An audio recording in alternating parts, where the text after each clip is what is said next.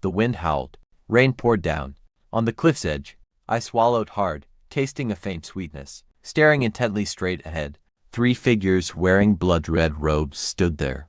They closed in and surrounded me completely. Their intense killing intent had almost solidified into a physical force. Wen Wu, hand over what is in your hand, and we will leave your body whole. I completely ignored his threat. Instead, I slowly opened my palm, caked with mud and stained with fresh blood. An elixir the size of a longan lay in my palm. In this entire cultivation world, such a divine treasure only ever existed in legends. This is impossible. A mere rogue cultivator like you.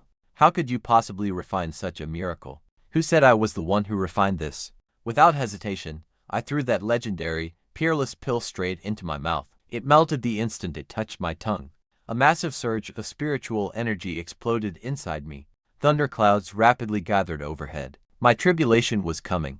Ha ha ha. I tightly gripped the gourd in my arms, feeling the rush of this newly born power. But all of that was still 30 years away. 30 years ago, I could not even afford the lowest grade check condensation pill, let alone dream of saving any real money. My name is Wen Wu, though I excelled at neither letters nor martial arts, just another of the outer sect's 3,000 spiritual farmers, and by far the most insignificant one. At 15, my weak 5-element pseudo-spiritual root got me barely accepted and assigned to this herb garden halfway up the mountain. This cultivation world is unforgiving, with no talent and no background.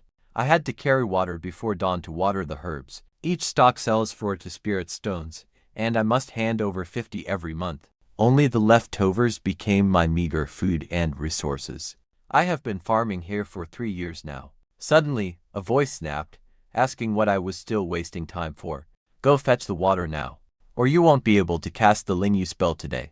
Coming, I have only reached the peak of the first level. It took me 3 years to go from mortal to cultivator. It is honestly deeply discouraging. If I don't reach the second level by year-end, I will be kicked off the mountain to be immortal again. Having tasted the path to immortality, falling back to the mortal world is worse than death. Late that evening, I rushed out before the sky went dark to gather wild bitterleaf hemp at the edge of Duanhan Forest. This weed is practically worthless, but crushing and rubbing it on my skin relieves the bruises from carrying water. Duanhan Forest is Forbidden's territory. Crawling with powerful demon beasts, I only dared to stay on the outermost edge. As I bent down to pull the weeds, a thick, metallic stench of blood hit my nose. My chest tightened. I instinctively dropped flat and held my breath. In the world of cultivators, curiosity gets you killed fast. I waited for 1 full hour. The surrounding area remained dead silent, save for the chilling caw of crows. Gathering my courage, I crawled toward the scent of blood. Parting the thick bushes, I stared right at 2 fresh corpses. One was a middle-aged man in black, his chest blasted open in a bloody mess. The other was a withered old cultivator, a broken sword wedged deep in his throat. They had clearly fought to the bitter end, and killed each other. My heart pounded against my ribs. This was a classic case of murder for treasure. My immediate instinct was to run, but then I felt my completely empty storage bag, and I thought of the looming year-end trial. Gritting my teeth, I crept closer to them. Forgive my offense, seniors, but you are already dead, so you might as well help out the living, I muttered under my breath while swiftly looting their bodies. Too bad the man in black's storage pouch was completely shattered. The old Taoist did not even have a pouch. He was absolutely flat broke. I let out a heavy sigh, cursing my luck for getting terrified over nothing. Just as I went to stand, I glimpsed something in his stiff, dead hand. He was clutching it with a death grip. I used some force to pry his fingers open.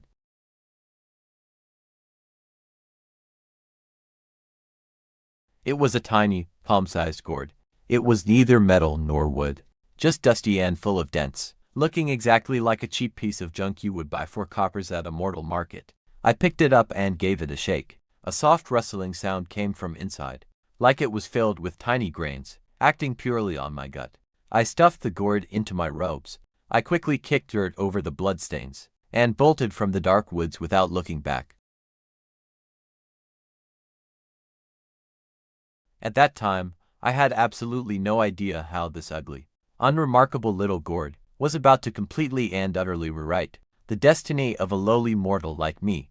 Back inside my drafty little wooden shack, the night had turned pitch black. I immediately bolted the door shut, Making absolutely sure I had not been followed, I slid down the wall, gasping for air, my back completely drenched in a cold sweat. For low-level cultivators, life is cheaper than weeds. If anyone caught me looting items off a dead body, even a random outer disciple could crush me like an insect. I sat in the pitch black for a long time. Once my racing heart calmed down, did I carefully pull it back out? I could not even afford to light a lamp, so I had to use the dim moonlight filtering through my broken window to study this prize I had risked my life for. It was neither metal nor jade, feeling just like a smooth, gray stone with no edges, yet it was incredibly light. I channeled a thread of spiritual energy, but it just sank without a trace, leaving not a single ripple behind, and absolutely no sign of any spiritual reaction. It is not even a low-grade magic tool. Could it just be a mortal's wine flask? But that old man gripped it tightly even in death. It is definitely not an ordinary flask. No spiritual energy, no herbal aroma. Instead, a sharp, burnt smell fills my nose, like dregs from a medicine pot. I quickly poured them into my palm, with a soft rustling sound. 3 dark, ugly pills rolled out. Looking closely, my heart completely sank. These are failed pills, mere trash from alchemy. No healing power, just toxic drugs and fire poison. Eating them would clog my meridians at best, and kill me on the spot at worst. No wonder he was too poor for a storage bag. Turns out he was a rogue cultivator, obsessed with alchemy, carrying nothing but deadly poison in his hands. Just as I was about to toss the gourd away, to avoid any unnecessary trouble, tonight's moon shone bright and round. A sliver of moonlight spilled down. The moment it touched the moonlight, an incredibly faint glow appeared on the gray gourd. I would have missed it if the night wasn't so dark. I rubbed my eyes and leaned in closer. It was real. The moonlight became a silver thread, slowly but steadily drilling into the gourd. As the lunar essence flowed in, its rough surface suddenly began to feel smooth and warm. It was actually absorbing the moonlight. I stood there, stunned. Anything that can naturally absorb the essence of heaven and earth is absolutely an extraordinary treasure. My fingers began to tremble.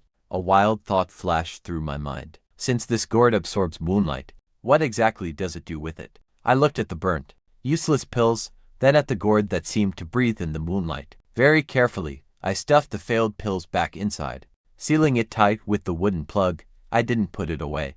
Instead, I placed it right where the moonlight shone brightest. That night, I didn't cultivate or sleep, staring like a frozen clay statue, not daring to even blink, until dawn broke on the horizon. The moon vanished, and the gourd's glow completely faded. It became that worthless roadside junk again. With a trembling hand, I pulled out the wooden stopper. Instinctively, I held my breath, fearing the smell of burnt ash. But there was absolutely nothing. The room was silent. Instead, a faint, sweet fragrance drifted out. It smelled of pure, fresh herbs. Inhaling it deeply, my exhaustion suddenly melted away. I swallowed hard and tipped the gourd out. I stared at the 3 pills, my breath turning thick and heavy. The dark, bumpy, scarred waste pills were gone. Resting in my hand instead were 3 pale green pills, perfectly smooth, glowing with a soft, gentle luster. In the Qingwu sect's outer market, I'd seen this pill, a Check-adensing pill, for early chair refining, the most basic cultivation booster, and the most commonly used. Even a low-grade pill costs 3 low-grade spirit stones. For someone like me, each month, a lowly spirit farmer saving herbs, 3 spirit stones was a fortune. But what shocked me more was the flawless color of these 3, not a single impurity. They weren't ordinary low-grade pills. They were easily mid or high-grade. This gray gourd purifies ruined pills. A wild idea suddenly exploded in my head. It made my scalp go completely numb. No wonder that old beast keeper was a rogue cultivator, yet dared to carry around so many lethal waste pills. He must have also found this gourd by pure luck, and discovered its incredible secret. He planned to absorb moonlight to turn waste into treasure. What a pity. He never got to enjoy his stroke of luck, before dying out in the soul-severing forest, leaving it all to fall right into my lap. I was trembling all over with excitement. But after all, I've spent years scraping by at the bottom, learning to be sharp enough to stay alive. I know that at moments like this, I can't lose my head. The cultivation world has far too many bizarre traps. What if this only looks like a Check-condensation pill on the surface, but actually hides lethal fire toxin inside? One single bite could rot my insides completely. I acted with extreme caution, I pulled a rusty little bow knife from under my bed and gently targeted the surface of that pale green pill. I scraped off just a tiny speck of powder. Then, I dabbed the powder onto the tip of my finger and carefully placed it on my tongue. Boom! Even though it was just a microscopic speck, the very instant it touched my tongue, it dissolved into a pure, gentle wave of warmth. It rushed down my throat and straight into my core. No burning sensation from any fire toxin. No sluggish, muddy feeling of impurities. Only pure, refined spiritual energy. The energy I get from meditating a whole night, struggling to absorb the natural chi of heaven and earth, was nowhere near as pure as this tiny speck of powder. It is real. This plain gray gourd can truly absorb the essence of the moonlight and refine those lethal waste pills. Purify them back into high-quality spirit pills. I tightly clutched the 3 check condensation pills in my hand, as tears began to well up in my eyes. 3 long years I have spent in this spiritual herb garden, working like a beast of burden day after day, enduring endless cold stares and constant ridicule. Because of my mixed spiritual roots, I absorb spiritual energy 10 times slower than normal people. The year-end sect assessment is just around the corner. If I stay at chair refining level 1, they will throw me out for good, but things are different now. With these 3 premium check condensing pills in hand, I have absolute confidence that I can break through the level to bottleneck very quickly. I draw in a deep breath, forcing down the wild joy in my chest. The sun is already up. I carefully pack the 3 pills into a small jade vial, hiding them close. I can't go into isolation just yet. If I don't go water the snake grass this morning, it'll instantly draw the attention of the sect overseer. A lowly servant like me suddenly going into isolation. That's way too weird. Staying under the radar is my only chance at survival. So, just like usual, I change into my dirt-covered work clothes, grab my buckets, and push open the broken wooden door. Hey Wenwu, up pretty early today, aren't you? Finally saw the light. Decided to do extra chores before they boot you out. You joke, Senior Brother Wang. I'm not very gifted, so I have to start early to get some more work done. He snorted. He ignored me, turning back to tend to his spiritual herbs. He didn't even look at me as I bowed my head. My eyes were no longer filled with the old numbness and despair. Instead, they burned with a raw, fierce ambition. As long as I survive the day, I'll take those check condensing pills tonight and break through to level 2. Today's chores felt longer than any other day in the past 3 years. Carrying water, pulling weeds and casting my clumsy rain spell. Usually, while doing this grunt work, I felt nothing but numbness and despair for my future. But today was different. My chest felt like it was burning with a roaring fire. I finally managed to endure until nightfall. I politely declined invitations from a few close friends to head over to the west side for a bath. I practically sprinted all the way back to my small quarters. I locked the door and slid the bolt. I jammed a wooden table against it.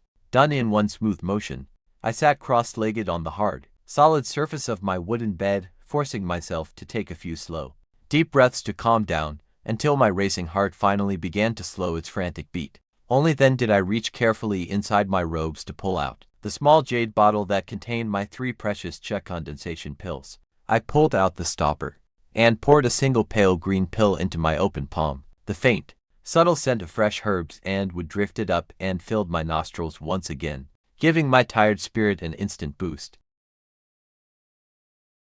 Everything depends on this very moment. I hesitated no longer, tilting my head back, and swallowed the mid-grade or higher check condensation pill down into my stomach. The pill dissolved instantly on my tongue, with absolutely no need to chew at all, transforming into a warm, soothing stream of liquid essence that slid smoothly down my throat and into my stomach. Immediately after, a sudden, muffled rumble seemed to explode and reverberate violently right inside my own mind.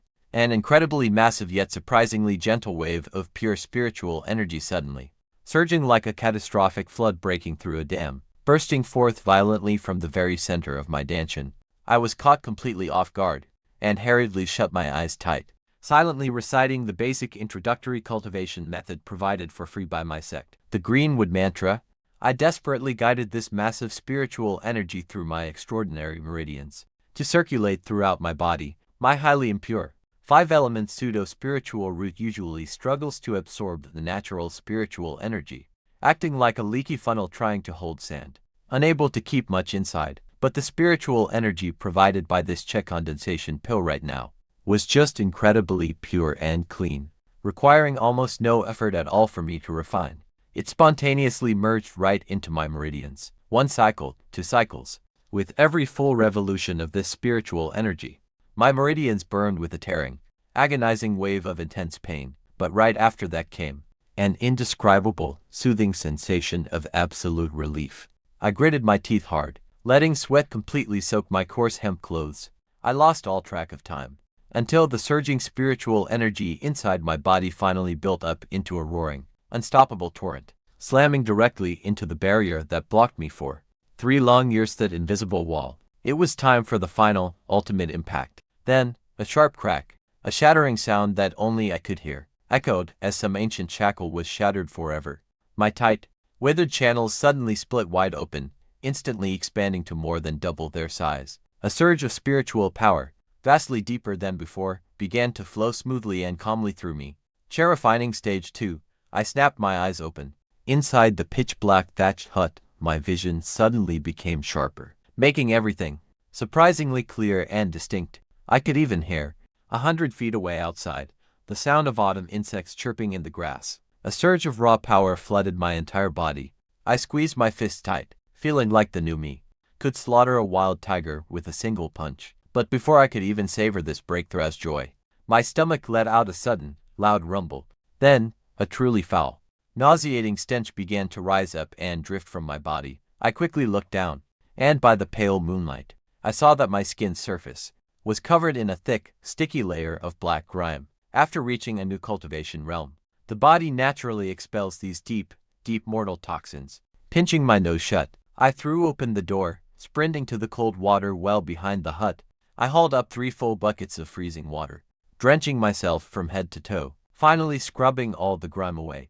The freezing well water stung my skin. I looked up at the bright night moon. A wild grin broke across my face. 3 years. I finally crossed this hurdle. Now that I'm at level 2 chair refining, I can easily survive the year-end sect assessment.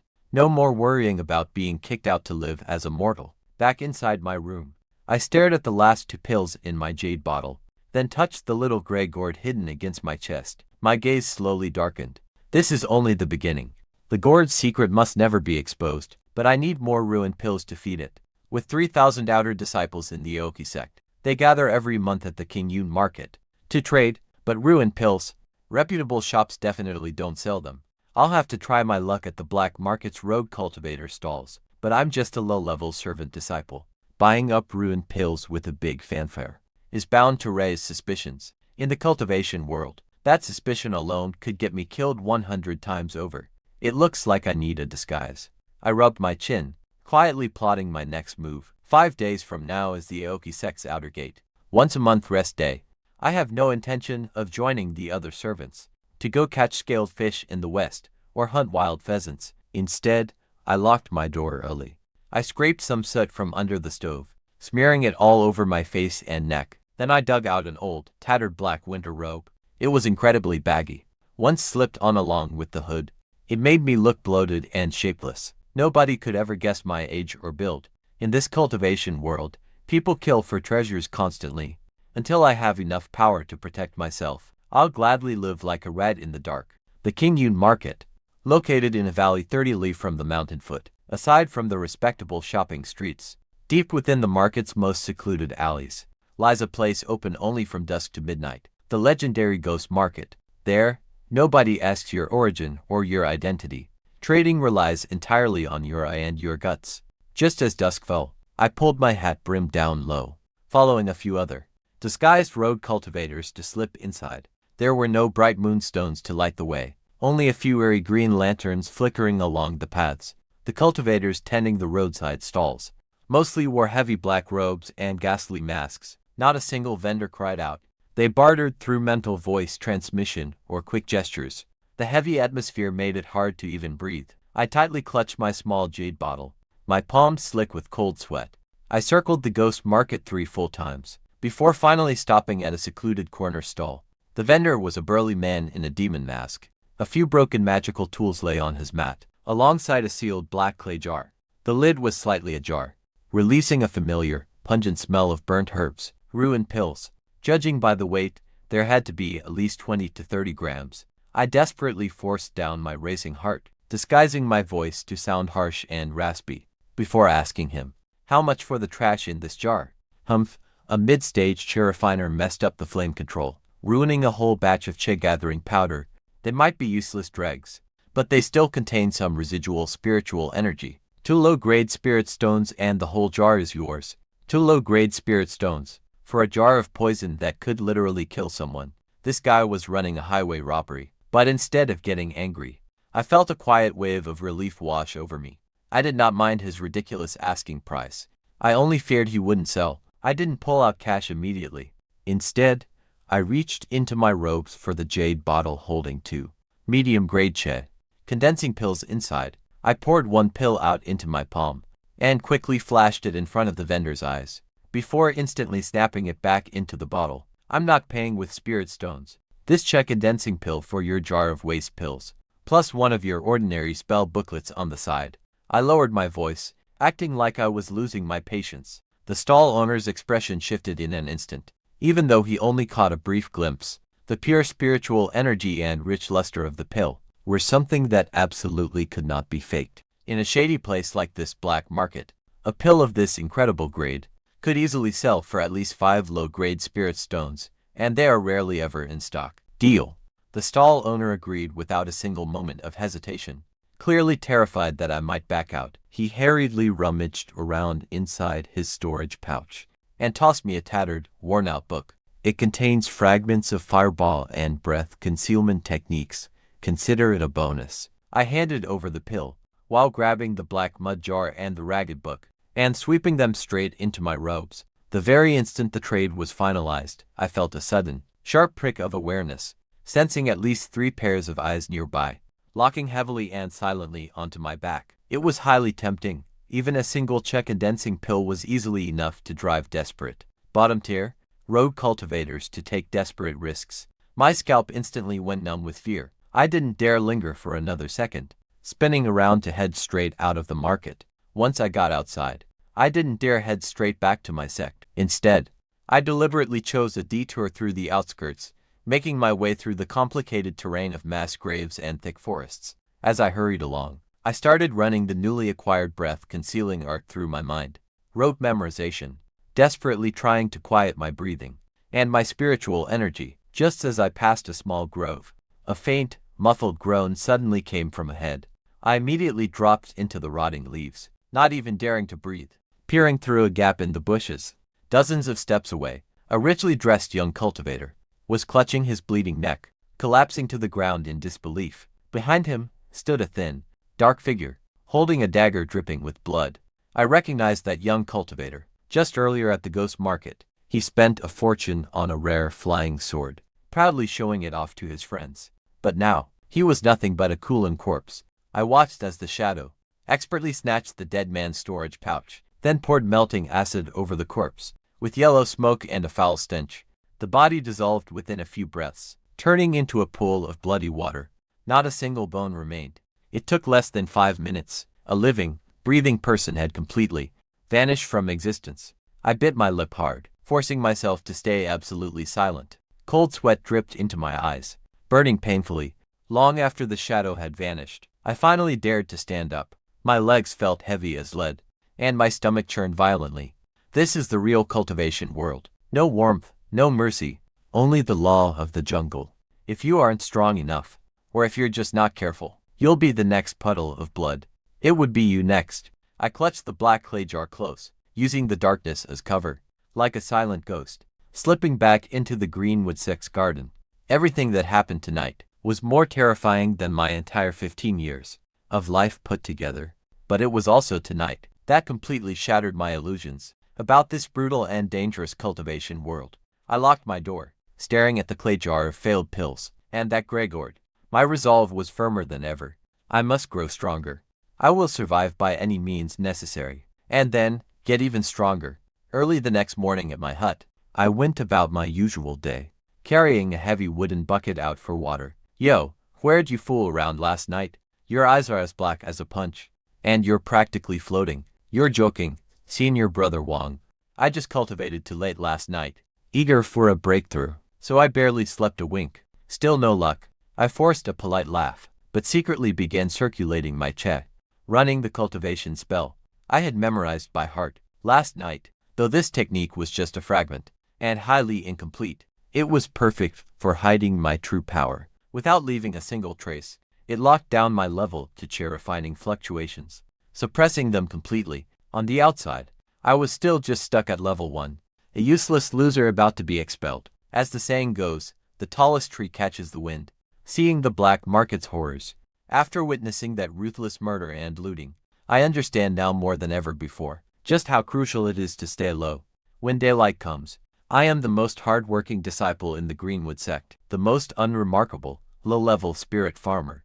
I carefully water my small plots of stink-tongue grass, and when casting the Rainbringer art, I put in even more effort than before. I deliberately act like I am desperately struggling, just to pass the end-of-year assessment, because only by appearing completely harmless and utterly worthless can I survive longer in this brutal cultivation world. But when night falls, this tightly shut, rundown thatched cottage becomes my own private domain.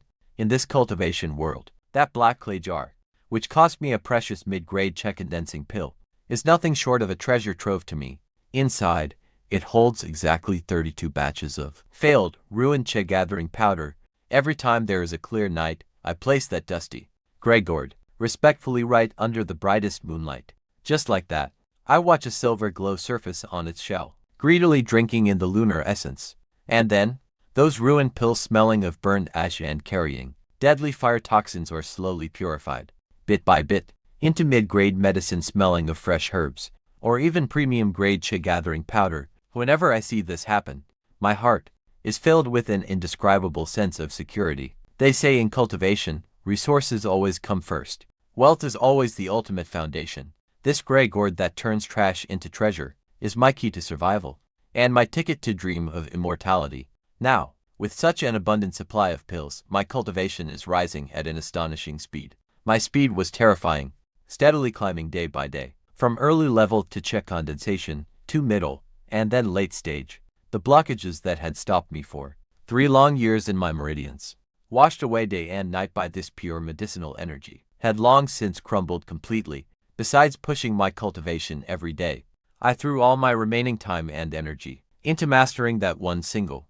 tattered, worn-out spell book, the Fireball spell. In the cultivation world, it is the most basic, dirt-cheap magic out there, but right now, it is the only real weapon I have to keep from drawing anyone else's eyes. I slipped out in the dead of night, sneaking deep into Duanhan Forest, practicing inside an abandoned mine at the very edge. When I first started training, I could barely summon a tiny spark on my fingertip, no bigger than a soybean. It was too weak to even light dry wood, but I refused to lose heart. I always had messy spiritual roots and terrible natural talent. My only choice was to grind with my life. I told myself, if once fails, try 10 times. If 10 times fails, try 100. Whenever my spiritual energy ran dry, I swallowed a purified check-gathering pill and meditated to recover, then started all over again, day after day, until one late night, 3 months later. Go, a massive fireball, as big as an adult's fist, glowing crimson with a trace of deep blue, whirred directly out of my palm, bringing a wave of blistering, intense heat, and slammed violently ahead, into the rock wall 30 meters away. With a dull, deafening boom, broken shards of rock sprayed everywhere, and on that solid stone wall, I had blasted a deep, scorched crater, a pitch-black crater. Even the stones around its edge were scorched by the intense heat, melting into tiny, glassy crystals. Gasping, I leaned against the stone wall. I stared intently at my hands. My eyes flashed with an excitement I couldn't hold back. This power easily surpasses a standard check condensation Fireball spell cast by an early-stage cultivator. If I catch someone off guard and hurl this at a completely unsuspecting bronze-rank cultivator, even if it doesn't kill them, it will tear off 8 layers of skin. Days passed like this, farming obediently by day and training desperately in a monotonous cycle at night. Time steadily marched on. Meanwhile, my cultivation silently crept toward the threshold of the 3rd check condensation level. In a flash, deep winter arrived. Freezing winds howled. swirling heavy snow blanketing the entire peak of the Qingmu sect. Meanwhile, the outer sect's annual year-end trial deciding the fate of countless bottom-tier spirit farmers. This crucial exam had finally arrived. Heavy snow blocked the mountains, yet the outer sect square of the Qingmu sect was packed with a massive crowd. Today was the outer sect's once in 3 years grand exam. It was the day deciding the fate of us low-tier spirit farmers, a matter of life and death. The freezing wind howled. Ice shards whipped against my face, stinging sharply. But what felt even colder than the wind was the suffocating, tense atmosphere hanging over the entire square. Wang Danian, Cha condensation level 2, spiritual herb quota met, passed. Liurgu Cha condensation level 1 peak, failed to break through. Spirit farmer status stripped, expelled down the mountain immediately. Every time I heard those words, expelled down the mountain, someone would inevitably burst into a desperate, heartbreaking wail, only to be immediately dragged off by Hall disciples like a dead dog. Like a dead dog, dragged away mercilessly. Cultivation's brutal, dog-eat-dog reality was fully on display right then. Next, Wenwu, hearing my name, I quickly took a deep breath, rubbed my freezing hands, and walked toward the testing stone. I pressed my palm against the cold, freezing, bone-chilling stone. Secretly, I channeled my breath-concealing technique, locking the dense energy that had reached level 3 deep inside my dantian. I stingily squeezed out a tiny, weak thread and sent it into the stone. The stone instantly glowed, with a dim, grayish light. Not too much, not too little, right on the line. For level 2, Wenwu, barely level 2. Herbs cleared, pass. Lucky kid, move along. Hearing that, I let out a long sigh of relief. Quickly putting on a terrified and deeply grateful face, I bowed repeatedly to the steward, then slipped back into the crowd. Lucky break, kid, someone muttered. Dumb luck breakthrough at the last second.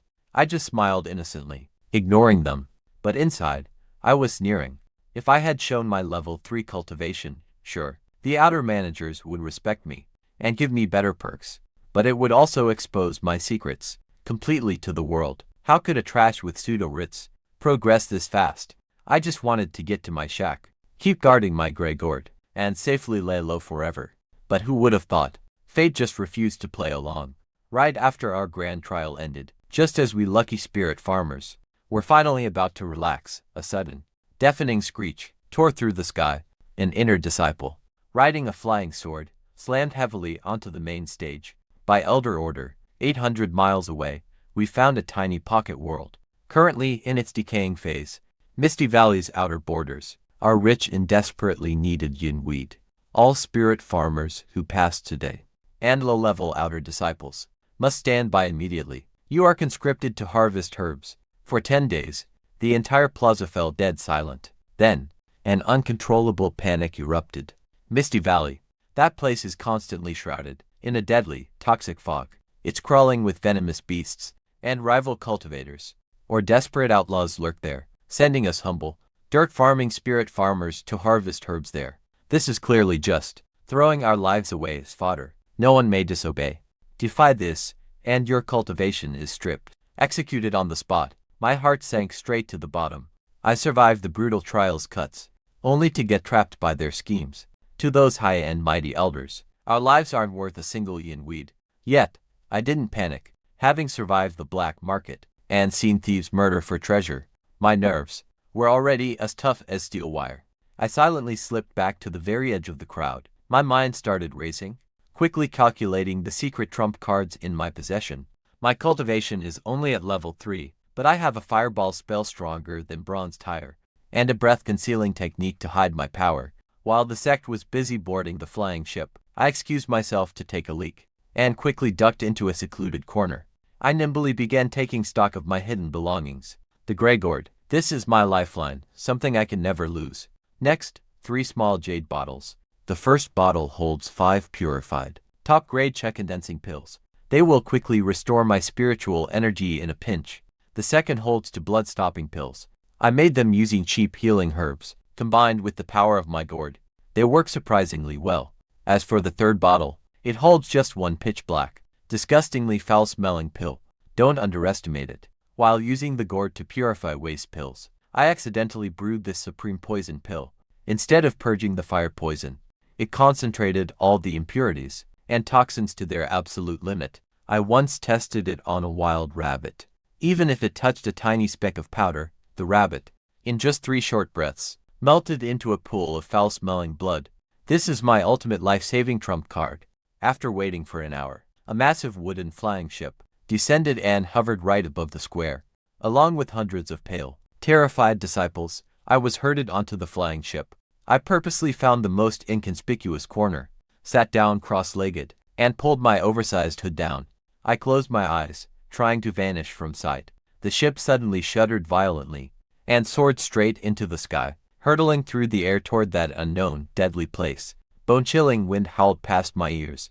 I gripped the poison pill hidden deep in my sleeve. My gaze under the shadow of my hat turned cold. They want me dead. Not that easy.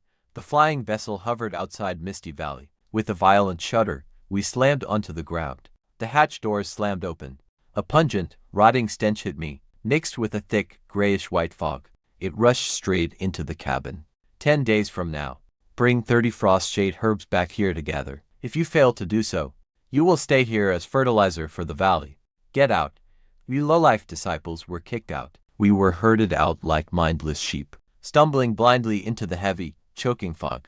The instant my feet hit the dirt, I instantly activated my breath-concealing spell. Slipping away like a slippery eel, I dived straight into the waist-high bushes, putting distance between myself and the crowd. In a lawless, hellish place like this, the real threat isn't poisonous beasts or monsters. It is the bloodthirsty disciples standing right beside you. Anyone foolish enough to stick with the main group is simply serving as cannon fodder for stronger disciples. They will be used to trigger hidden traps. You can barely see a few feet ahead here. Even my spiritual sense is heavily suppressed. Reaching barely a few yards out, I crept carefully over the damp, rotting leaves, white-knuckling a rusty, old skinning knife. During the first 3 days, my extreme caution paid off. I avoided 2 early-stage demon wolves, searching through dark, damp rocky crevices. I managed to find 12 frost-covered herbs. At this rate, gathering 30 in 10 days would be easy. But who could have predicted? On the evening of the 4th day, everything went terribly wrong. I was crouching right by the edge of a muddy swamp, eyeing a prime, high-grade stalk of silver grass. Just as I reached for it, suddenly, behind my back, I heard the faintest snap of a dry twig. Every single hair on my body stood on end. Without a moment of hesitation, not even daring to look back, I threw myself into a desperate roll, lunging as hard as I could. A sharp green wind blade sliced so close it practically grazed my scalp, slamming violently down right where I had been lying just a second ago, tearing the silver grass and the muddy earth clean open, carving a deep trench. A mere level to refining trash actually has pretty quick reflexes. 2 figures drifted slowly out of the fog. On the left was a large bald brute, fiddling with a few talismans in his fingers. On the right was a scarred man, a trace of green energy still swirling on his fingertips. Wine magic. They were rogue cultivators, judging by the heavy stench of blood, clinging to them without any disguise. The number of victims they had killed in this valley had to be enormous. I quickly sized up their cultivation bases. The bald one was level 3 refining. The scarred one was peak level 2. I forced my voice to shake with fear. Fellow Taoists, I stammered. I'm just an outer sect farmer. I only have these few stalks of silver grass. I will give them all to you. Just please spare my life. I trembled as I spoke, intentionally stumbling backward. I fell over a rotting log. If we kill you, your things are still ours. Blame your own bad luck. Before the words even finished, the scarred man raised his hand. Another wind blade shot straight for my neck. I shrieked at the top of my lungs, letting out a desperate scream. Scrambling and rolling madly, I barely managed to dodge the wind blade, but the residual shockwaves still clipped my left arm, tearing open a deep gash that showed the bone. Dark blood instantly soaked through my torn sleeve. The searing pain made me gasp, but I didn't dare hesitate for a second. I quickly fished a jade bottle of hemostatic pills from my robe. I swallowed one to treat the wound on my arm. In just the span of 3 short breaths, the wound actually stopped bleeding completely. Watch out, big brother. This kid has high-grade pills on him. Scarface's eyes lit up with excitement. Pure, unadulterated greed was written all over his face. Drawing his enchanted sword, he lunged straight at me. Hearing this, the bald guy quickened his pace too. They closed in from both sides, abandoning all defense. Their minds were entirely focused on killing me and looting my gear. In their eyes, a heavily wounded, and terrified level to terrifying trash like me, was nothing more than a fish on a chopping block, but I was just waiting for them to underestimate me. Just as Scarface's sword blade was about to plunge straight into my heart, the terrified look I had been faking instantly turned as cold and lifeless as dead water. I snapped my right hand up. Without using any spell, I simply flicked my finger. A dark, pitch-black pill that reeked of rot, as if guided by eyes, heading straight for the face of the charging Scarface. It flew. What kind of weapon? Bang! The moment the toxic pill touched his blade, it exploded instantly, dissolving into a thick, dark purple toxic mist. Scarface stumbled back in panic, dropping his sword and clawing frantically at his face. Within just 2 breaths, he collapsed to the ground with a heavy thud, instantly melting into a pool of foul-smelling, putrid sludge. The bald brute following right behind him looked as if his eyes were about to pop out, and forced himself to a screeching halt. The way he looked at me finally shifted from pure contempt into a state of absolute, sheer terror. He was probably wondering, what in the actual hell is this poison? But now, it is your turn. I am not holding anything back anymore. The vast, powerful energy of level 3 terrifying exploded from my body with zero reservation. Take this, Baldy. The defensive talisman he frantically tried to slap onto himself against my fireball that I had compressed and purified countless times was honestly no stronger than wet paper. It was instantly shredded to pieces. Boom, fire flashed. The bald guy did not even have time to scream before the fireball blasted him into a charred corpse, crashing heavily against a tree several yards away. Completely and utterly dead, a deathly silence quickly settled over the valley once more, leaving only the crackling sound of burning branches. This was my very first time actually taking a human life, but I survived. Warily, I scanned the area around me, making sure nobody else was drawn here. I quickly dragged myself over to his charred remains, expertly ripping the storage pouch from his waist. I pulled out a bottle of corpse-dissolving water and dissolved the body without leaving a single trace. Once that was done, I wiped the cold sweat and thick mud off my face, and without looking back, bolted straight into the thick fog. I had to run further. My lungs felt like bursting. Let them burst. As long as I survive, any path of escape works. At last, I survived. The effects of this top-grade hemostatic pill are truly insane. They say murder and arson bring riches, and that saying really does not lie. Be gone. Ah, I am rich. Over 70 low-grade spirit stones. A low-tier spirit farmer like me could never save this much in a lifetime of farming. A dark iron shield. This is great stuff. Even got a few protective amulets. And this flying sword. It is at least a mid-grade spiritual tool. Plus this jade box. What is inside here? So many stalks of smoke grass, a whopping 45 of them. Combine that with the 12 I already have. I have already smashed my quota. No wonder so many rogue cultivators throw away a peaceful, stable life just to become killer bandits, toiling away on the farm for 3 whole years. Cannot even compare to taking out a couple of guys in this valley. But this kind of life on the razor's edge, I absolutely cannot do it for long. Play with fire and you are bound to get burned. I just got incredibly lucky today. If I had run into a tough mid-stage refiner, I would be the one turned into a puddle of blood. Spirit stones and talismans, dark iron shield, flying sword, all secured. Now to hide this smoke grass, I only need to keep 30 stalks. Handing in even 1 extra stalk will only bring me unwanted trouble. Keep it low-key. For the remaining 6 days, I am staying holed up right here. No matter how they slaughter each other outside, nobody is going to make me budge an inch. I will use this time to stabilize my cultivation and get used to this dark iron shield. That gives me 1 more solid chip to stay alive.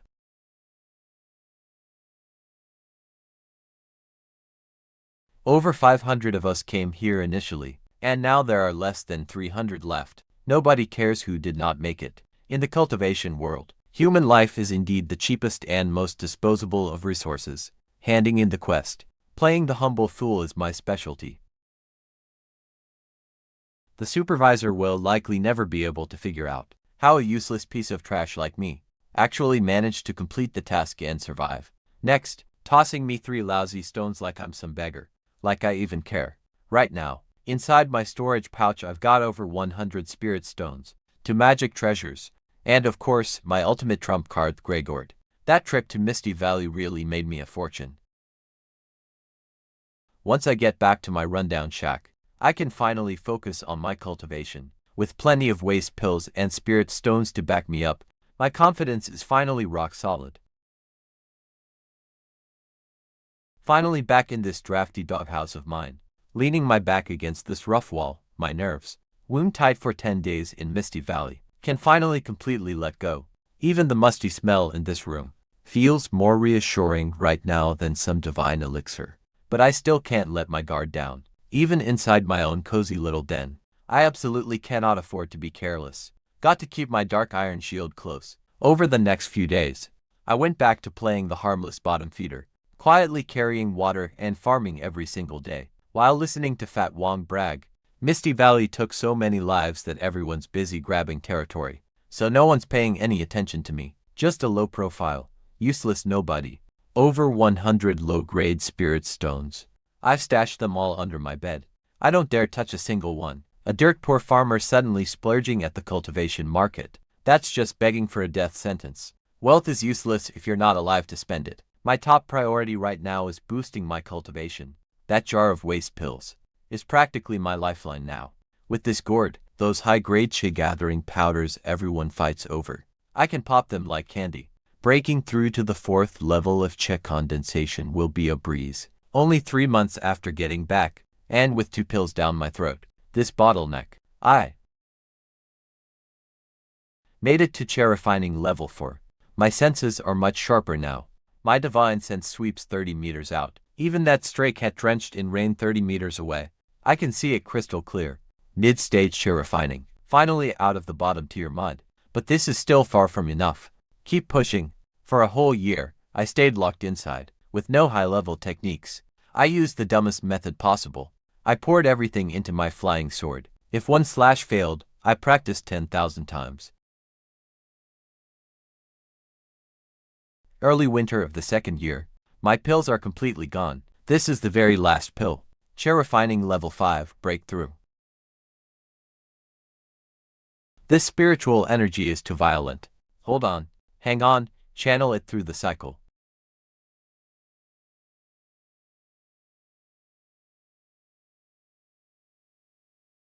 Break for me, steadied the energy.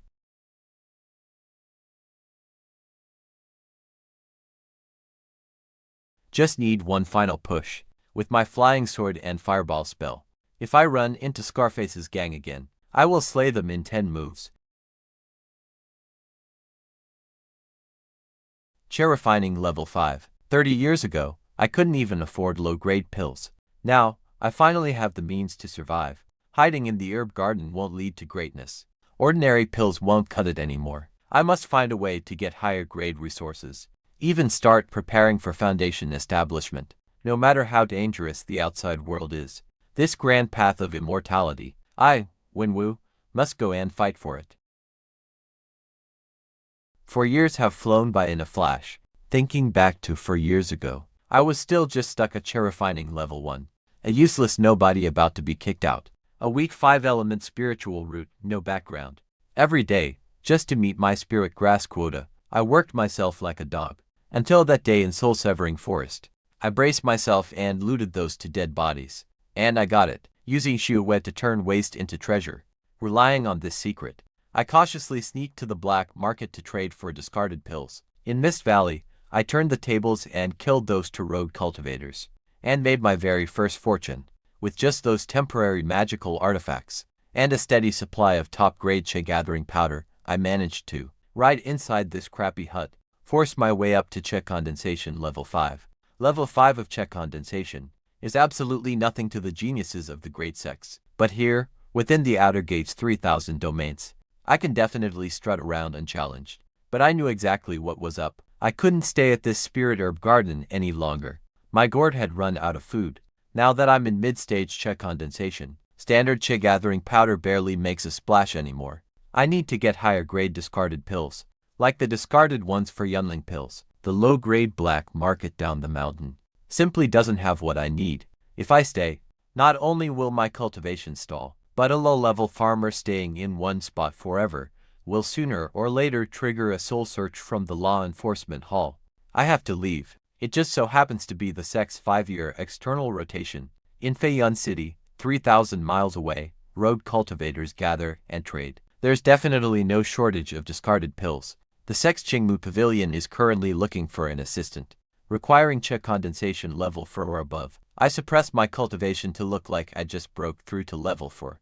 I slipped them 3 spirit stones, and the deal was done. I'll head out tomorrow morning.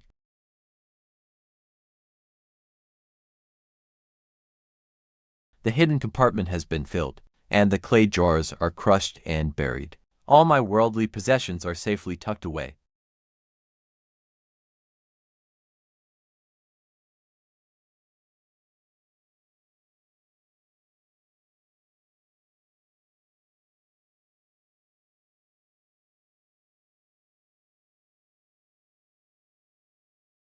Busy, Senior Brother Wang.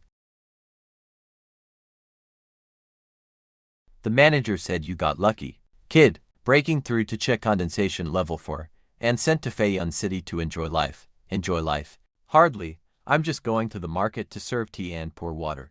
Besides, there are plenty of rogue cultivators out there. You could drop dead any day out there. Farming peacefully in the sect is much safer. At least you have some self-awareness, kid. Feiyun City is a place that eats people alive. A quiet guy like you better stay sharp, or you won't even know how you died. This half-acre of snake grass is mine to tend now.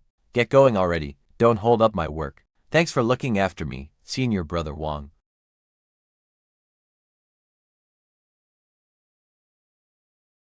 Fatty, oh Fatty, once I leave, we'll truly be worlds apart. You choose the safety of your few spirit stones, but the path I walk could tear me to pieces at any moment, yet leads to eternal life as a heaven-stealing thief.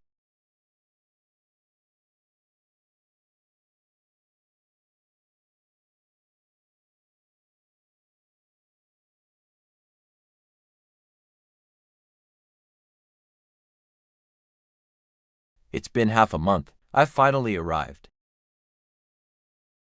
Holy cow. I spent 7 years in the Aoki sect and thought I'd seen the world.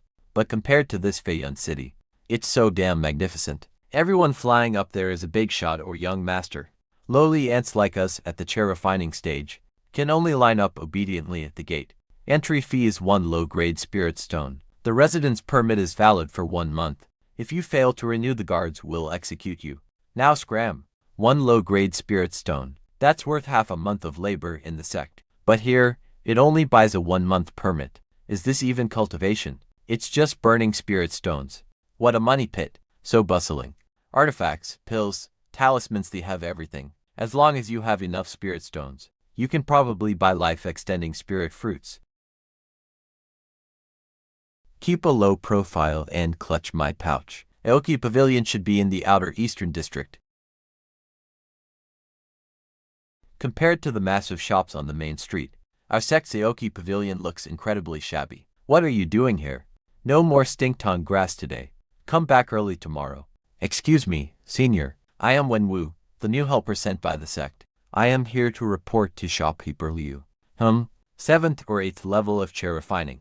Though his vital energy is depleted, but this strength is certainly not weak. I am shopkeeper Liu. Since the sect sent you, you should know the rules. Free room and board plus 3 low-grade spirit stones monthly. Your job is sorting spiritual herbs and logging them into storage. Be quick. Any damage to their potency means a pay cut. Understood, shopkeeper Liu.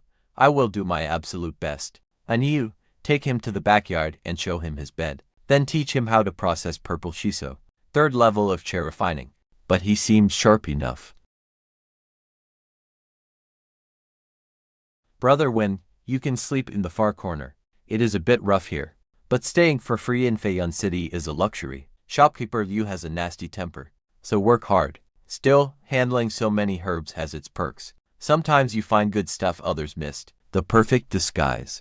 Sorting these worthless weeds every single day. It lets me quietly map out the local pill trade. This chore work is exhausting, but it is the perfect cover to lay low. Feiyun City is packed with alchemists. Countless rogue cultivators dream of getting rich through alchemy. Where there is alchemy, there are failed pills. And the supply here dwarfs anything back in the Qingmu sect. Brother Aniu, I went to dump the dregs today.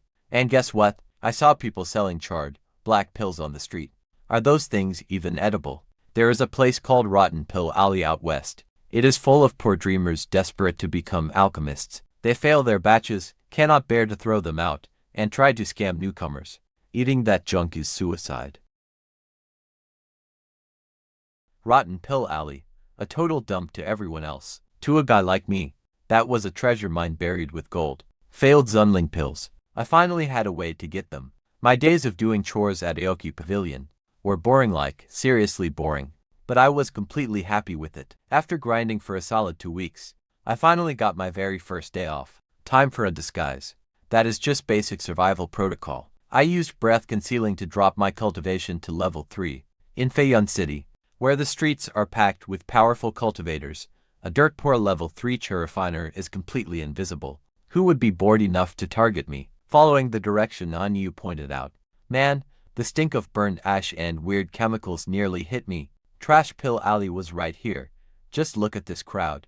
Red-eyed and desperate, with their hair singed.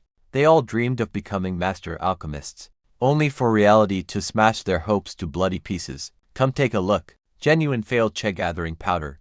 A bit burnt, yes, but they still have 20% of their efficacy left. An absolute steal. Broken cauldron clearance sale, going for just 10 spirit stones. Failed batches of low-grade, basic gathering pills. Even at dirt cheap prices, I did not care.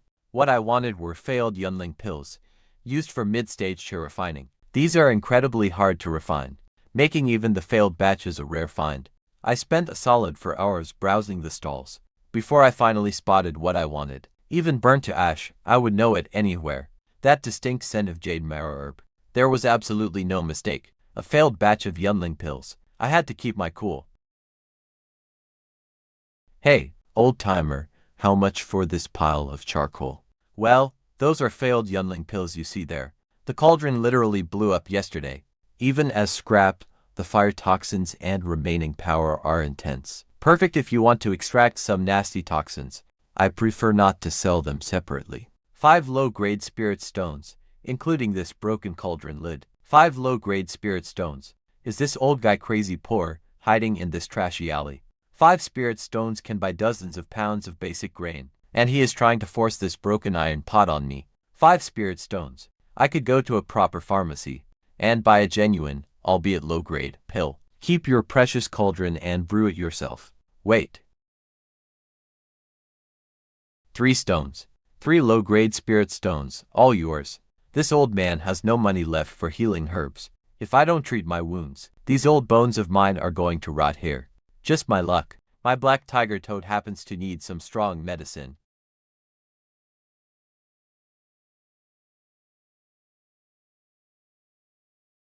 Got it. Let's go. Take a few detours. Can't let anyone follow me. Safe now. Time to change. Finally, I made it till dark. 3 low-grade spirit stones. Just for these 3 stones, back in the Qingmu sect, I'd have to break my back farming for a month and a half. But after tonight, once my grey gourd absorbs enough moonlight, this pile of charcoal will all turn into priceless, top-grade spirit-nourishing pills. A single high-grade spirit-nourishing pill, in a proper shop, goes for at least 20 low-grade spirit stones. Most importantly, with these pills, my cultivation, stuck at early stage condensation level 5, can finally break through again.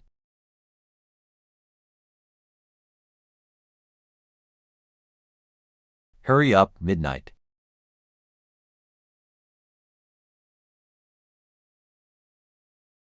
Please, hurry up, midnight. It's midnight. These guys are fast asleep, snoring like absolute thunder. Perfect for me to make my move. Time to slip into this broken backyard woodshed. Half the roof has caved in. Perfect for letting the moonlight stream through. The stench of discarded herbs is incredibly strong, just enough to hide the pills. Spiritual energy fluctuations as it takes shape. Old friend, it is up to you now. These dozen or so failed black and purple pills, dump them all in. Go on, drink it all in. These countless strands of pure moonlight, getting pulled inside like this, is a breathtaking sight I will never get tired of watching, since I have some downtime. Let me examine this broken cauldron I got as a throw-in. Man, it is heavy. At least 20 or 30 pounds. Covered in rust. And look at this huge crack running down the middle. Even a crack thinner than a single hair would cause a violent explosion. This thing is nothing but a piece of useless scrap metal. Yet that blind old man kept carrying it around, dirt poor as he was. Talk about a stubborn obsession. Hold on. This base is unusually thick, isn't it? Usually, basic cauldrons are designed to distribute heat evenly, making their bases very thin. But this scrap iron's base makes up nearly 1/3 of its entire weight. Something is off. Let me send some spiritual energy inside through the crack to check. I feel some resistance. It is not a solid blockage, but more like a slightly flexible barrier. There is a hidden compartment inside.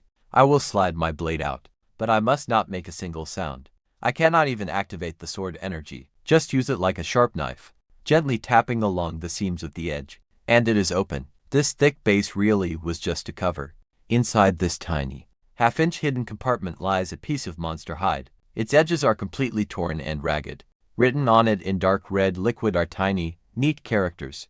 It is a fire control art. This is actually a secret method dedicated entirely to controlling flames. This broken scroll, what a find. It teaches how to take violent fire energy and unravel it thread by thread, turning wild flames into gentle threads. Though it's an alchemist's fire control method, I only have my basic fireball spell anyway. This is a massive upgrade for me.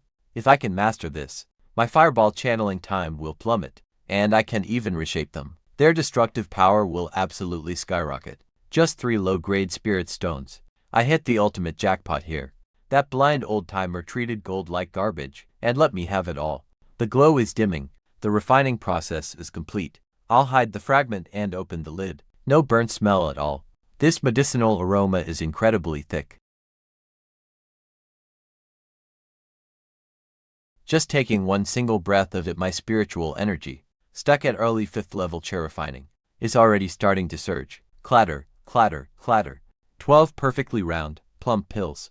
Their light blue sheen looks like premium sapphires. 12 high-grade spirit rhythm pills. I'm rich if I sell these to a proper merchant. They're worth over 200 low-grade spirit stones, but I'd be insane to sell them. This is a miracle drug for breaking mid-stage chair refining bottlenecks. In Flying Cloud City, money can't buy high-grade stuff this pure. I need to bottle them up and cork it tight. I can't let this scent leak out, not even a single trace. With this batch of spirit rhythm pills, in this dangerous, cutthroat Flying Cloud City, I finally have some real leverage. The 6th level of chair refining is within my grasp. I'll put this broken cauldron back together and trash it.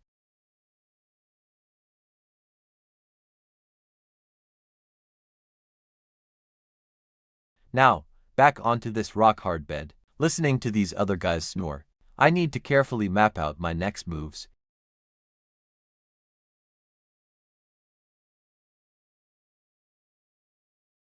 Armed with these pills and techniques, my life in Feiyun City became a simple back-and-forth routine. By day, I was still just that honest, simple chore boy. Chopping wood and slicing herbs, he did it all. Even that stingy old man Liu surprised me by actually giving me a compliment, calling me hard-working. But once night fell, this rundown woodshed became my secret training ground.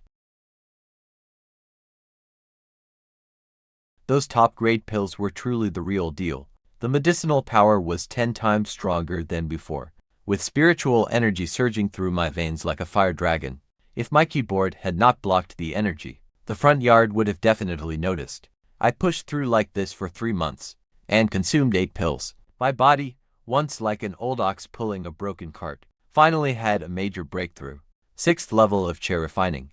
In the outer ring of Feiyun City, I could finally be considered a decent expert. What made me even happier was this fire control art. It did not teach how to make fireballs bigger, but to compress armor-piercing fire lines extremely small and fast. They did not make a single sound. It was practically a miracle for silent assassinations. I planned to work by day to keep a low profile, and quietly level up at night, safely reaching the late stages of chair refining. But unfortunately, how could there be peace in a dump like Feiyun City?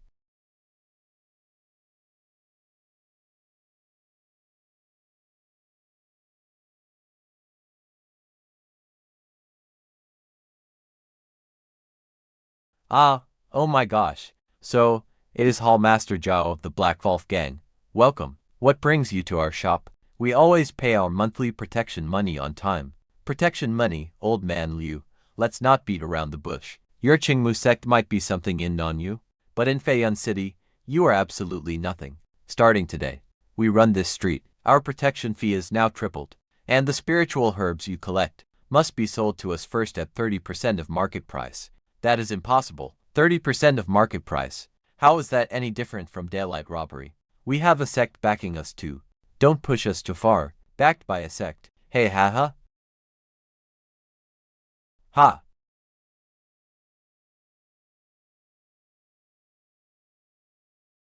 The boss's only peak 8th stage check condensation, plus those 4 lackeys behind him. Fighting them head-on is suicide. I can only hold my breath and act like a stone. If they all swarm us at once, Qinglu Pavilion is going to be flattened today. You old fool, I gave you a chance. I am only giving you 3 days. Either hand over the deed and spirit herbs, or scram, or else, your whole family can get ready to become fertilizer outside the city gates. Move. Qinglu Pavilion, my supposed safe haven, is officially too dangerous to stay in. 3 days. There is no relying on the sect. Staying here means either getting slaughtered or being enslaved. Looks like it is time to run. But if I am leaving, I am definitely not going empty-handed. Old man Liu has squeezed me dry for years, so I am gladly taking his warehouse treasures with me. The rain in Feiyun City is pouring harder now, as if it wants to completely wash away the filth of the outer city. That single palm strike completely shattered old man Liu's heart meridian. Even if he survives, his lifetime of cultivation is now completely ruined. Brother and you, what are you doing? Brother Wen, we really can't stay here anymore. The Black Wolf Gang kills without blinking. Once they come to seize the shop, they will definitely use us to test their poisons. I'm climbing the wall tonight to head back to the countryside. I won't be needing these anymore. Be careful out there. Avoid the city gates, find the smugglers, and slip out with their mortal caravans. Take care, brother. At least you can escape back to the mortal realm. But I can never go back. Once you've glimpsed the path to immortality, who could ever settle for being immortal again? Besides, this shop is doomed anyway.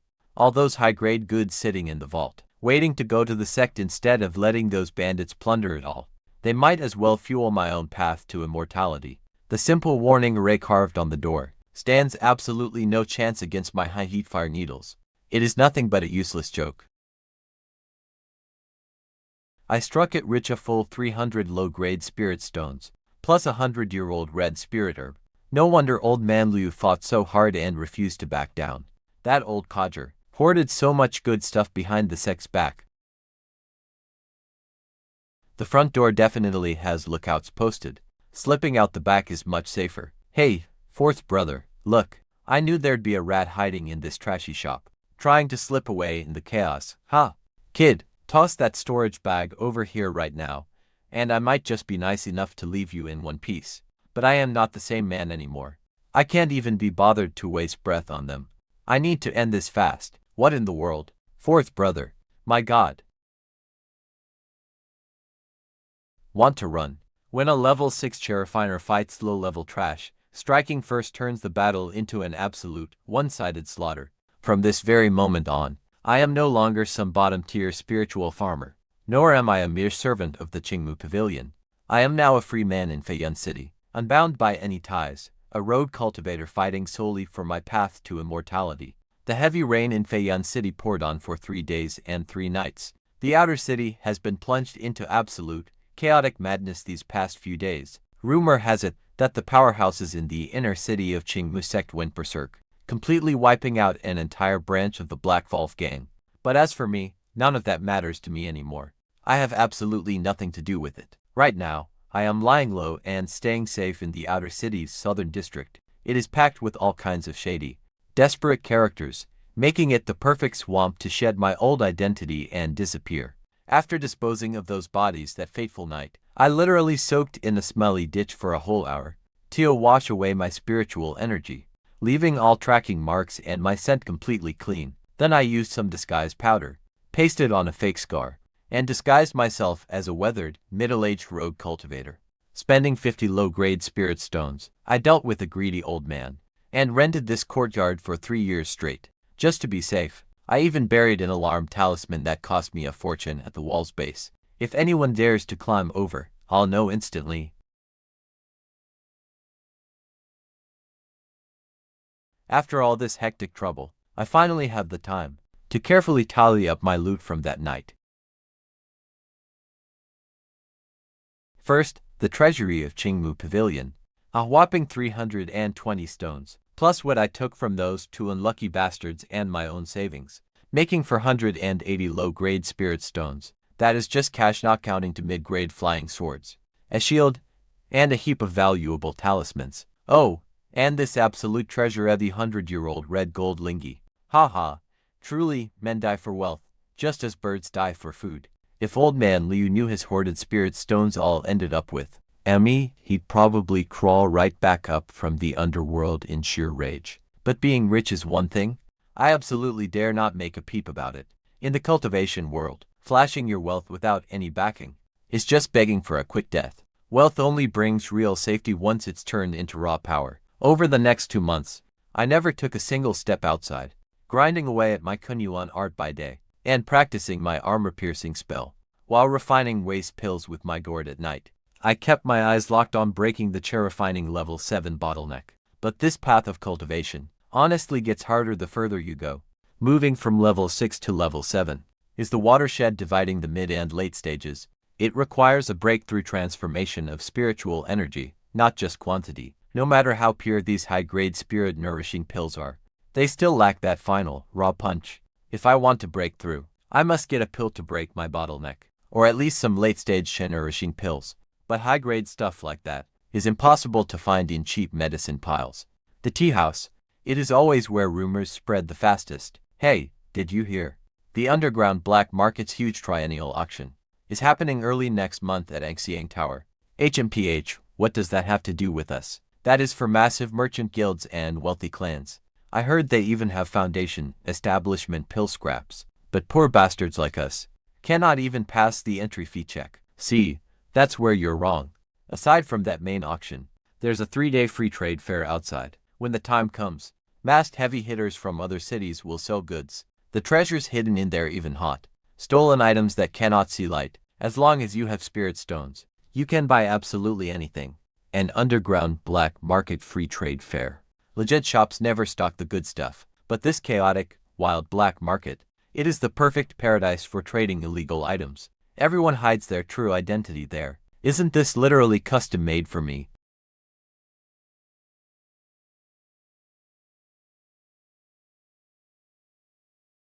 "20 days left until the 5th, to break through to the late stage and chase immortality. This time, I, Wenwu, must make my move. I will plunge into that cutthroat, shadowy abyss and carve out my path." 20 days flew by, and as night fell, I was already fully prepared. Using some disguise powder, I completely reshaped my sallow facial features. Then I spent 10 low-grade spirit stones in the market to buy this special black cloak that blocks any refining sensing.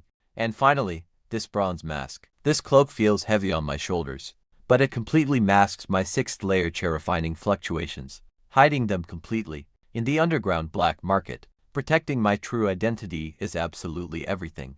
I am currently in the basement of Anxiang Tower, deep inside Feiyun City. Who would have thought that the entrance is hidden under a dry well in a bustling pleasure district? These Tuhei family guards are actually radiating the terrifying aura of the 9th layer of refining. You know the rules, right? Show me 100 low-grade spirit stones to enter, or a treasure of equal value. An entry fee of 100 low-grade spirit stones is more than enough to lock out 99% of Feiyun City's low-level road cultivators. Go on in. The outer market trading lasts for 3 days. No fighting allowed. No forced trading. Violators will be executed. The world behind those doors is a stark contrast to the noisy pleasure street outside. Hundreds of white jade platforms are neatly lined up. There is no shouting, no noisy clamor. Everyone is speaking in extremely hushed whispers, or using spiritual transmissions. The atmosphere is heavy, yet it practically reeks of wealth that could drive anyone mad. This place is absolutely a playground for high-level cultivators. A top-tier flying sword over there is priced at a staggering 800.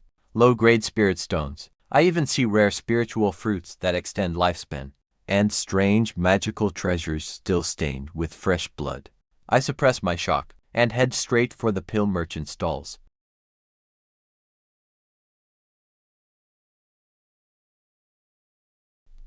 Do you have any defective peasant pills? You have a good eye. I happen to have a bottle right here. They are defective batches from a master alchemist who failed to refine peasant pills. Though heavy with fire toxins, they were still made with 100-year spiritual herbs. The properties are extremely potent. 8 pills in a bottle. 50 low-grade spirit stones. Non-negotiable. 50 stones. This price is straight-up highway robbery.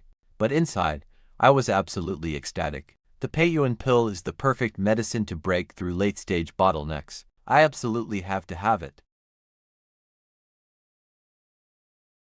The transaction went incredibly smoothly. Half the anxiety in my chest finally lifted. I decided to browse around once more. If I found nothing else, I would leave immediately. But right then, a faint but incredibly distinct burning heat seeped out from within, pressing right against my skin. It had been for years since I got this grey gourd, and other than purify pills under the moonlight, it had never reacted to any outside object, not even the slightest, tiniest shred of a response.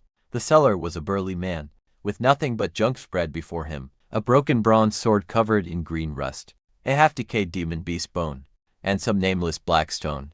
Every time my gaze swept over an item, I felt for any temperature change in the gourd in my chest. Finally, my eyes locked onto a piece barely half the size of a palm. It was a withered, yellowed scrap of wood, looking like dead vines or dried bark. There was not a single trace of spiritual energy. It looked like something tossed out of a firewood pile. But the moment I stared at it, the burning heat of the gourd in my chest instantly peaked. Hey boss, how much for this pile of junk? These are all from the ruins of an ancient cultivator's cave.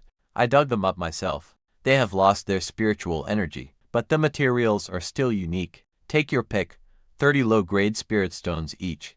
30? Why don't you just rob me? A pile of useless junk with 0 spiritual energy for 30. I will give you 10 spirit stones at most, just to buy a few pieces to study crafting materials. 10 is way too little. Make it 20 low-grade spirit stones, and you can take all 3. Deal.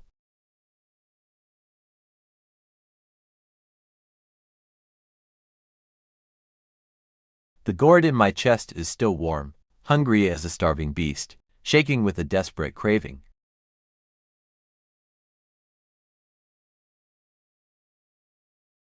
I do not know what this wood splinter is, or what it is actually meant for.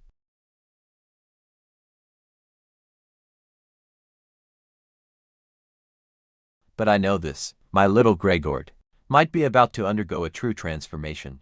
Leaving the dark scent pavilion, I did not dare head straight back to Willow Alley. Through the maze of sewers and the abandoned mortal slums, I doubled back for 6 hours, swapping into 3 completely different disguises. I even slipped into a road cultivator's quiet backyard and crouched there for an hour, making absolutely sure not even a fly was following. Only then did I scale the wall home before dawn.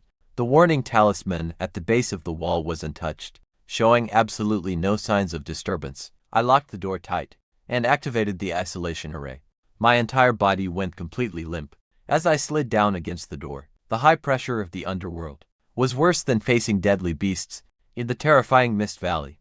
But when I touched that warm, grey gourd in my robe, all my exhaustion vanished in an instant. The rusty broken sword and black stone were carelessly tossed aside. My gaze was locked onto that palm-sized piece of withered, web-veined wood. I pulled out the grey gourd and slowly brought it closer. The closer it got, the hotter the gourd grew. When they were less than an inch apart, something unbelievable happened. With no spiritual energy surge and no blinding light, the dry piece of wood suddenly came to life, melting into a pool of thick, yellow sap and seeping right into the grey gourd's rough skin. Every single drop soaked right into it. Within just a few breaths, the wood chip completely vanished, fully merging into my gourd. A new pattern appeared on its surface, an extremely faint, pale yellow vine texture. Before, it felt like cold, grey stone, but now it holds a subtle, gentle warmth, almost like a weak, living pulse. Anything that triggers my gourd to feed must be an ancient treasure of the same origin. That wood piece is almost certainly the remains of an ancient spirit vine, as long as it's evolving. That's incredible news for me. Now, time to test my second piece of loot. I poured out the bottle I bought for 50 low-grade spirit stones, full of discarded peasant waste pills. With a few hours left before dark, I closed my eyes and began meditating, bringing my spiritual energy to its absolute peak. As night fell, I placed my gray gourd on the windowsill, right where the moonlight shone brightest. I pulled out the stopper, and the new vine pattern suddenly lit up. The speed it was drawing in moonlight. It used to be a slow trickle, but now it's a rushing torrent. In just the time it takes to burn one incense stick, refining a waste pill of this grade used to take me at least an entire night. Now, that time has cut down to 1/10. Is this the transformation from absorbing that dead wood? A pure, flawless pill now lay quietly inside, even glowing with a faint, silvery halo around it. A supreme grade peasant pill. Even the elite heirs of the great cultivation clans aren't guaranteed an unlimited supply of this medicine. It's make or break time. The instant I swallowed the pill, a wave of incredibly violent, pure, and massive spiritual energy suddenly exploded inside my elixir field. It was too intense, even though I was prepared. The sheer power of this top-grade peasant pill is still way beyond what my meridians can handle. A brutal, tearing pain makes me shudder uncontrollably. Across my skin, fine beads of blood instantly begin to seep out. Force it back down, risking the danger of shattering my meridians. I ruthlessly activate my incomplete fire control art, treating the energy like furnace fire. I force compress it, guiding the wild energy into a single, highly condensed torrent of spiritual power. Once, then twice, 3 times. I lose count of the brutal impacts. My consciousness even begins to slip away. Black, toxic blood oozes from my eyes and ears. Just as I am about to collapse, the stubborn bottleneck, squeezed from both sides, finally shatters completely. My once incredibly narrow meridians instantly expand to triple their original size. The spiritual vortex in my dantian spins wildly, transforming my gaseous spiritual energy into several actual drops of liquid spiritual power.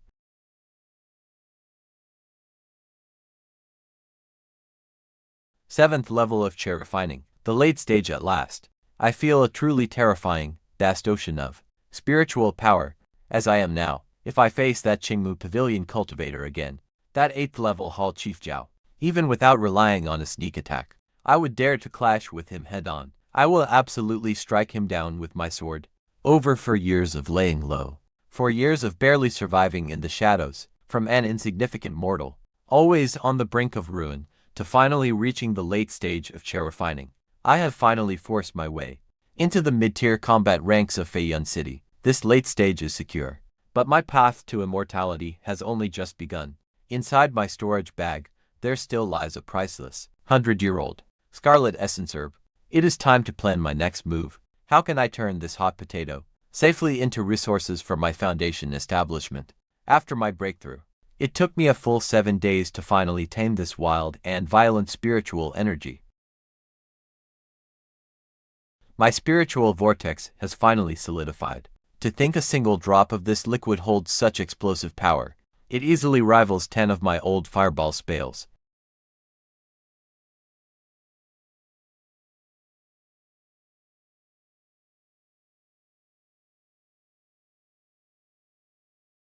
Its piercing power is absolutely staggering, and my casting speed is twice as fast now.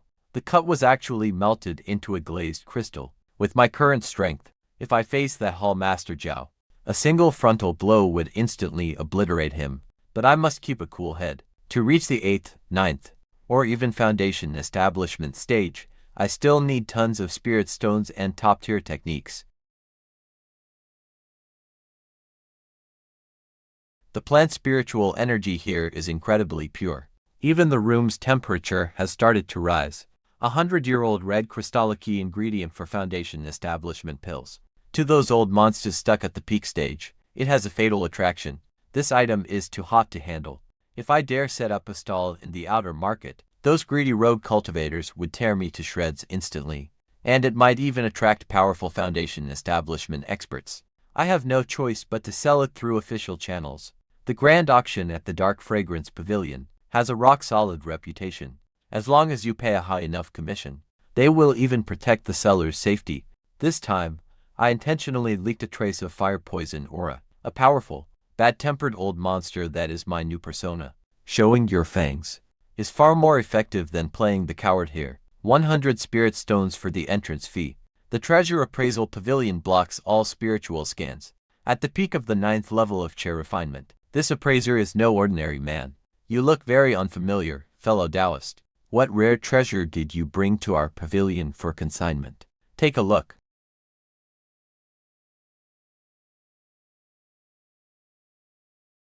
Is this a red crystal? Judging by its age and heat, it must be at least 200 years old. 200 years. That old fox shopkeeper Liu even tricked me.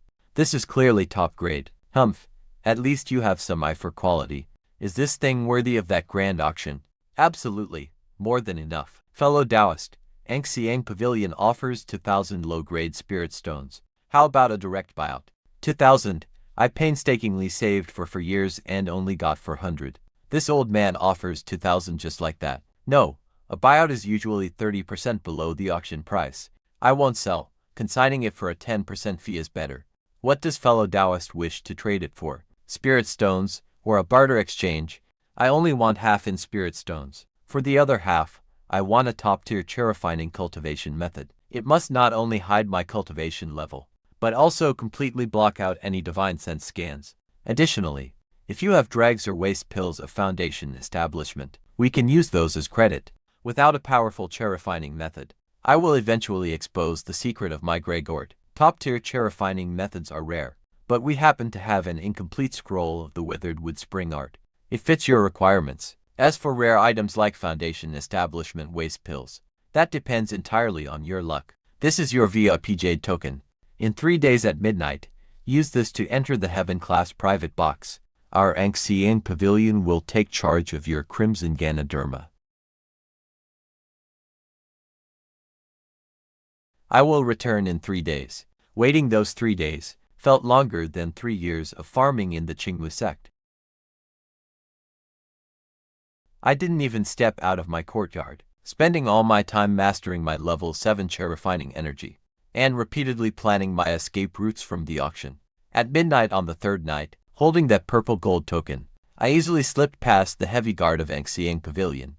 This time, I didn't linger in the lobby.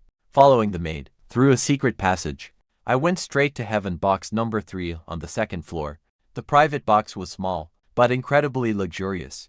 Warm geothermal jade paves the floor. The tables and chairs are 10,000-year agar wood. Even the spiritual fruits served to guests are rare treasures unseen anywhere else. Dear guest, this one-way crystal pane lets you see everything below clearly, but nobody outside can spy on you. To place a bid, just inject energy into this transmission jade. Downstairs, nearly 1,000 masked road cultivators pack the floor.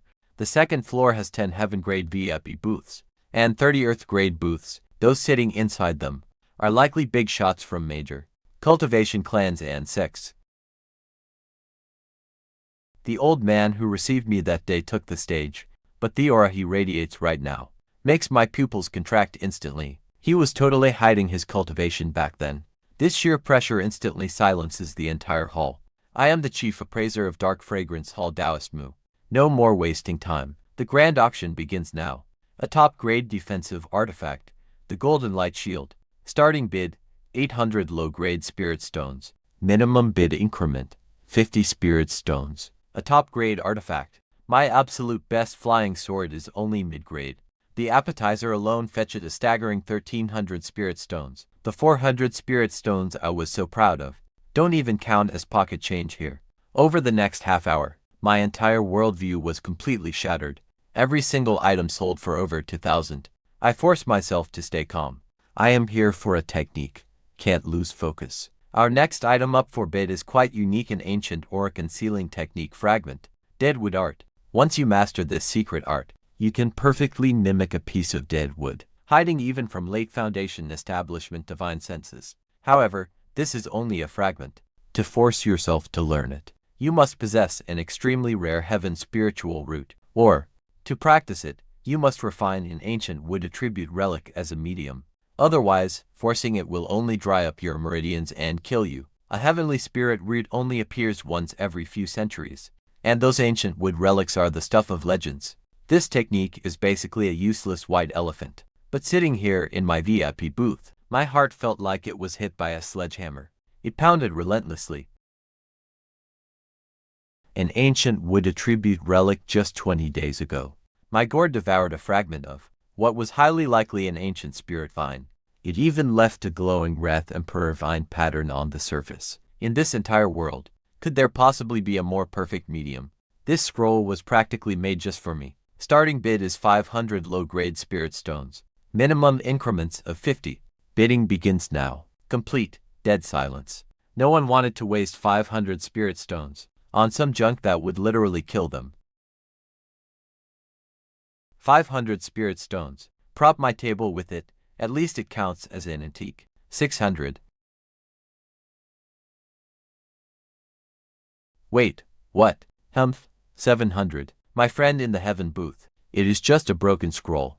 Why fight me over it? Oath. I only have a bit over 400 stones on me, but my purple gold token allows me to overdraft. To secure a life-saving technique. I can absolutely afford this. 1,000. The entire hall gasped in shock. Spending 1,000 spirit stones on a useless item? He's either completely insane or has cash to burn. The disciples' booth backed down, refusing to bid further. Sold for 1,000 low-grade spirit stones. Congratulations to Heaven Booth number 3. Welcome, honored guest. Here is your withered wood meets spring art. The spirit stones for this purchase will be deducted directly from your final auction earnings. Leave it there. The moment the door closed, I eagerly swept my divine sense inside. This secret technique is far beyond anything I have ever known. With it, I can finally patch up my biggest weakness. Everyone, this next auction item is one of the grand highlights of this auction. I can personally guarantee that every chair refinement cultivator at great perfection, and even foundation establishment seniors will go absolutely crazy for it. A 200-year-old, top-grade spiritual tonic, a 100-year crimson gold branch.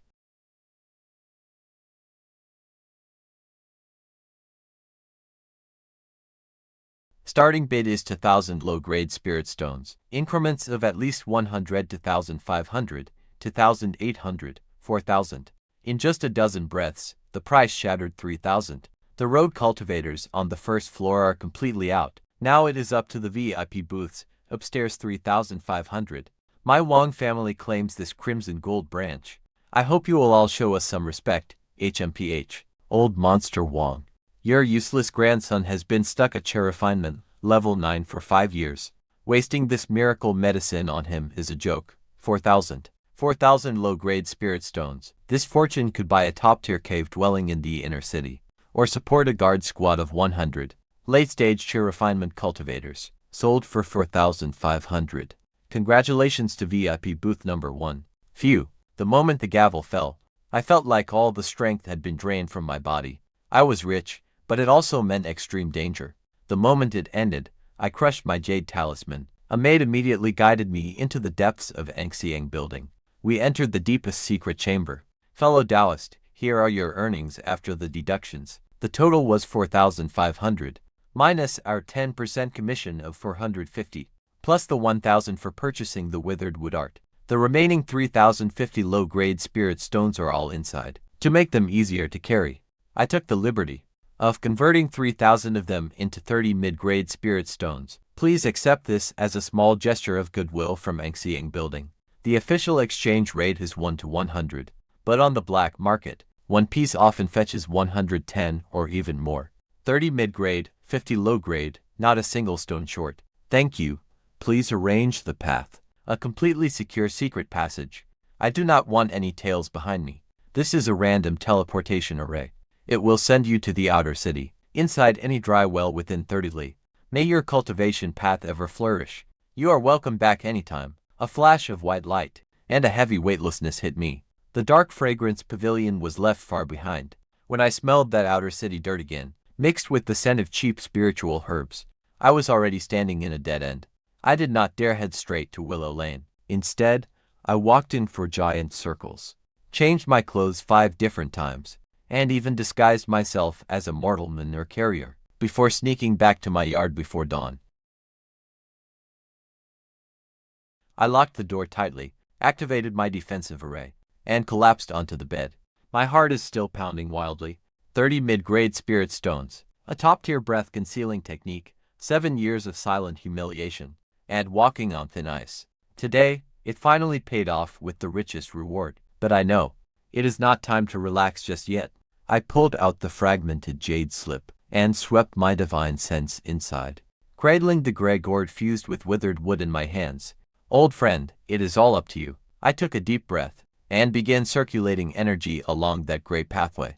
7th level spiritual power, but after just one cycle, a suffocating, lethal sensation, and absolute exhaustion hit me instantly. My life force was being violently drained. This is the price of forcing a fragmented scroll. Just as I was about to collapse, the gourd vibrated, and a glowing vine pattern suddenly lit up. An incredibly pure, ancient energy bursting with vibrant wood element aura surged violently right into my palm, instantly washing away my deep exhaustion, taking total control, guiding my spiritual energy perfectly along the technique's pathways one cycle, then another, completing a full cosmic orbit, losing all track of time. The first light of dawn filtered inside.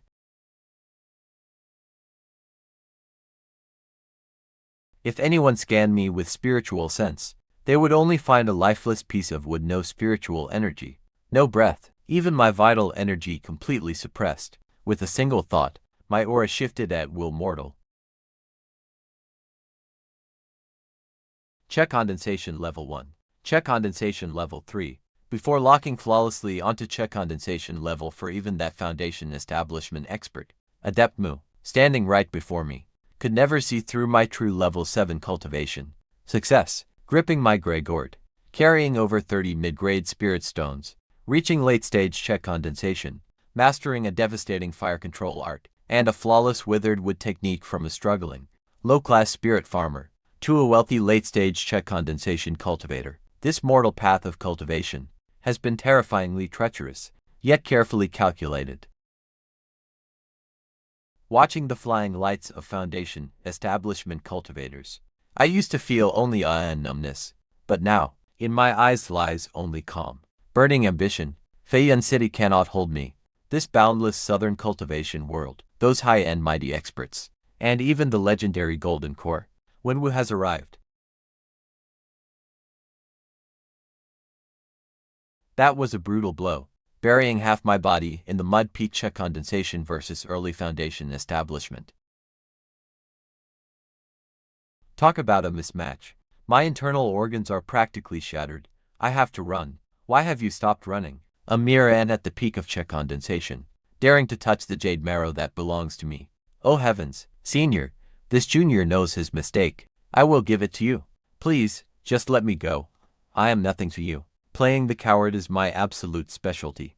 I push my top-grade breath concealment art to the absolute max, dropping my spiritual energy straight down to check condensation level 1. It is too late to beg for mercy now. There is nothing I love more than taking you, those self-righteous rogue cultivators, and extracting your souls for refinement. I will burn you alive. Now, withered wood meets spring. Ignite the withered wood. This is the ultimate killer move I spent 5 years perfecting day and night. A spiritual vortex compressed by my top-tier breath concealment art. Explode. What on earth is this? Ah! Defeating a foundation establishment cultivator. Me, a mere check condensation rogue, actually managed to defy the tiers, and completely destroyed an early foundation establishment powerhouse.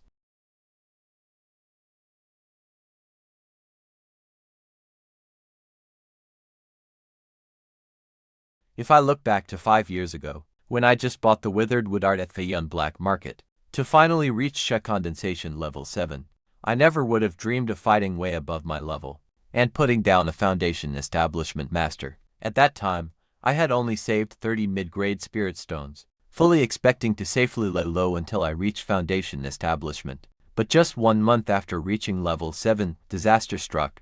A major crisis hit the southern territory. The city clans began selling off their properties like crazy, Prices for pills and talismans skyrocketed fivefold in 10 days. Down in the outer city Lanyao Alley, in a single night, over 100 low-level road cultivators vanished. Every single one of them was forcibly conscripted. Using my basic mastery of the withered wood art to play dead, I sneaked into the Tingfeng Pavilion to eavesdrop and learned the truth. The demonic Bloodbone sect and the traitorous faction had surrounded the city. Within 3 months, all the road cultivators left in the city would be sacrificed to feed the demon cultivators' soul banners. Once I heard the news, I abandoned the 3 years of rent I'd just paid, leaving behind my freshly brewed spiritual wine. My only thought, run. A wise man avoids crumbling walls. This was a rule from my farming days at Qingmu sect, a survival law carved deep into my bones. Overnight, I dug up all my spirit stones and discarded pills, hiding the gray gourd close to my chest. Using disguise powder and silver needles, I successfully disguised myself as a decrepit, half-dead old man of 60. Then, I spent a staggering 10 of my precious mid-grade spirit stones just to buy a ticket on a flying vessel to Xingyun Archipelago. For the lowest cabin, out there, no rules exist. Beasts are everywhere, but the resources are unmatched. On the day I fled Feiyun City, the rain was pouring down. I blended right into the crowd of fleeing refugees, desperately suppressing my late-stage check condensation spiritual energy, hiding myself as a weak level 2 cultivator. Name and cultivation. Why are you leaving the city? This old one is Sun Ergu. Check condensation level 2. I can't survive in Feiyun City anymore, so I am heading back to mortal lands to die. Get lost, you near-dead piece of useless trash. Stop blocking the gates and hurting my eyes. Once I walked 10 miles past the city, the simple spirit farmer of the Qingmu sect, the road cultivator Wenwu of Feiyun City, was now completely dead.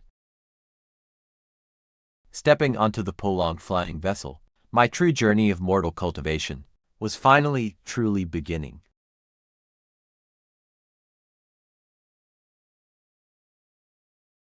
As expected of a Bloodbone sect foundation establishment elder, he had over 100 mid-grade spirit stones alone, with low-grade spirit stones piled up like a mountain, and top-grade magical treasures scattered all over.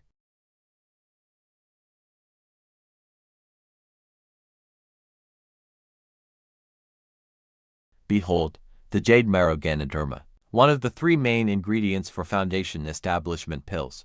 This was the sole reason I risked my life, to enter the dangerous Chiksu secret realm. With this, plus the other 2 I gathered during these 5 years in the Star Sea, I finally have all my main foundation building materials. I just need to toss them into my gray gourd to purify.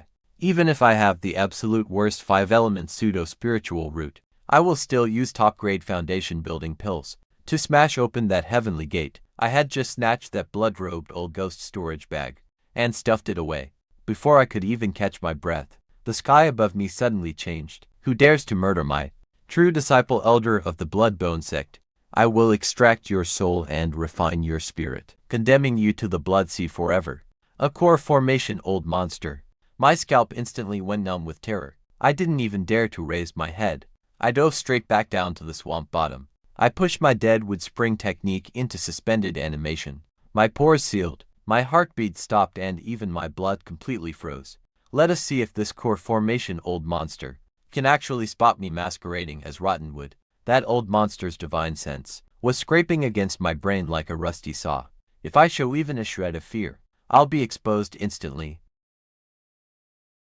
I endured this for a whole hour, repelled by the secret realm's laws. The old monster was finally forced out. That was close. I almost ended up leaving my 100 pounds of flesh right here. I need to get out of here. I slash my clothes and smear red blood vine juice to fake a severe injury. This is how those of us at the bottom survive. The scenery blurs, replaced by a heavy, salty ocean breeze. I've reached the transit hub of the outer Starfall Islands. It's packed with unlucky cultivators holding shattered treasures. Nobody spares a second look at a wounded rogue like me. Sparing to low-grade spirit stones, I squeeze onto a battered or transport vessel. After drifting through the Star Sea for 3 days, I finally reach Black Rock Island, the slums of the Xingyun Archipelago. Even the air reeks of choking sulfur. No high-grade spiritual veins exist here.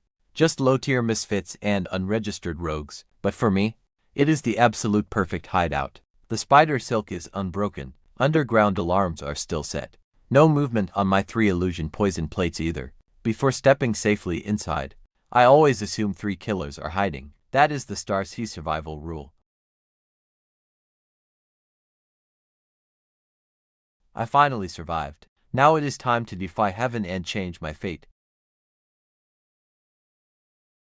As expected of a Foundation establishment master, this storage bag is huge, like a room. 120 mid-grade spirit stones, over 20,000 low-grade ones. There is even a shuttle to stealthily cross the Star Sea, but I have no interest in those right now.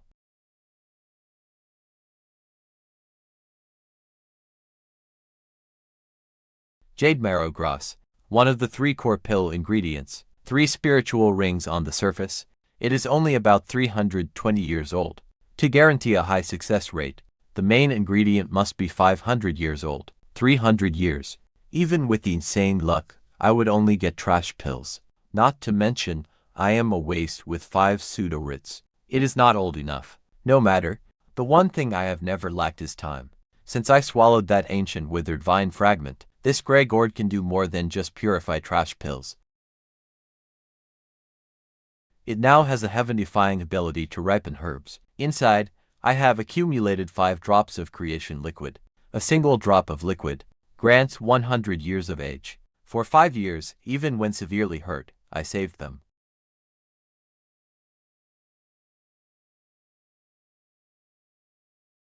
Now, absorb it. 500 years of age. This is still not safe enough. The remaining 3 drops, pour them all in. 700 years of age. Take this to the Star Sea auction. It is a peerless treasure that would bankrupt even golden core monsters. An earthly treasure. The main ingredients are secured. A 600-year-old purple monkey flower, which I grabbed while a beast tore the flesh from my back. A 600-year-old heavenly spirit fruit, snatched after I killed a direct heir of a prominent cultivation clan, and 42 different auxiliary herbs, all fully gathered.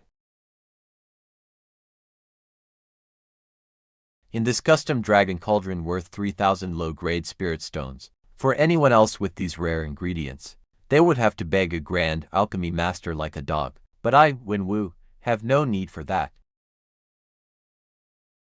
I do not understand complex alchemy techniques, nor can I control the delicate fusion of medicinal properties. Others dread hidden poisons and divine medicine turning into toxic dregs. But making it absolute trash is exactly what I want to do. My 100-day retreat begins right now. When the day of my breakthrough arrives, the heavenly lightning tribulation will descend. And I will soar through the Star Sea. Refining immortal pills requires top-tier talent and hundreds of hand seals, plus deep knowledge of herbal properties. But to refine a toxic ruin pill, things are beautifully simple and brutal.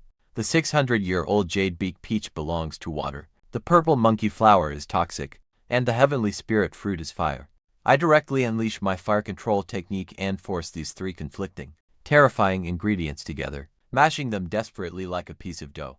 If a traditional alchemist were here to witness this, seeing me ruin 600-year-old spiritual herbs like this, they would probably cough up blood. Now, shatter.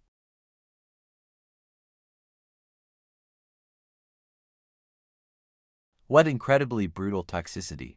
It is even corroding my spiritual energy shield. Perfect. The impurities and fire poisons of the 3 main and 42 auxiliary herbs are now entirely concentrated within this lump of mud. The king of chaotic poisons, the ultimate ruin pill, is complete. Over the next few days, I did absolutely nothing else but bring my mind and energy to their absolute peak. I headed to the peak on a hunch.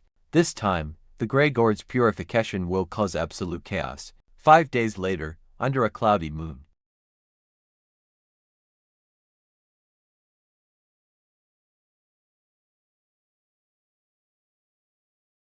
Before, absorbing the liquid was like drawing water. This time, it's straight up plunder.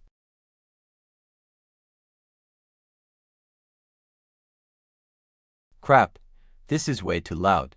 The 3 isolation arrays I set up didn't even last 10 breaths, all shattered with a deafening boom. There's no hiding this.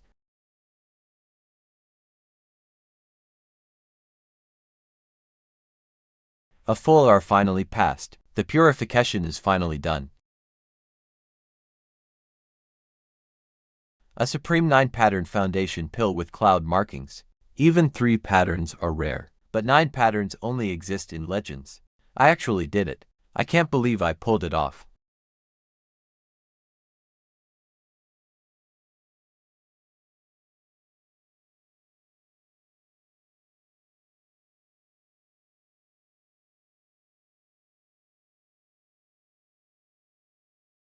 I've been searching everywhere for you, rat. To think you killed my elder and erased the blood demon seal. I expected a fellow golden core, not an ant at peak check condensation. If that massive blast of energy just now didn't trigger our seal's final resonance, you actually would have slipped away.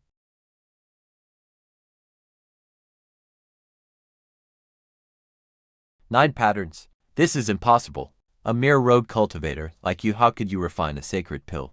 Hey you kid, hand over what's in your hand, and I'll leave your corpse intact. A relentless storm was brewing. 3 foundation stage killers closing in. I was shaking with fear initially, but backed into a corner. Yours truly decided to stop running. Who said I was the one who refined this? Hey haha, you dare, brat. Kill him. Refine his body and soul to extract that pill. Its power is still fresh, but I didn't care about their worthless threats, because that 9 pattern pill was already sliding down my throat. Then, my entire world changed. This isn't some demon core. It's like a blazing sun exploding inside my dantian. My meridians instantly ruptured under the pressure. 600 years of terrifying, violent life force surged forward in the most brutal way possible, rebuilding and expanding my meridians from within. A heavenly tribulation. How is that even possible? Only a legendary tribulation pill can summon lightning. How can he, a check condensation weakling, trigger a heavenly tribulation? It's that legendary pill. The heavens envy it. Fall back. Don't let the heavenly lightning lock onto you. Retreat. None of you are leaving here alive today. You madman, do you want to die? Who drags a heavenly tribulation straight into a crowd? It doesn't matter if I can't trap you long. Holding you back for just a single moment is more than enough. I am absolutely finished.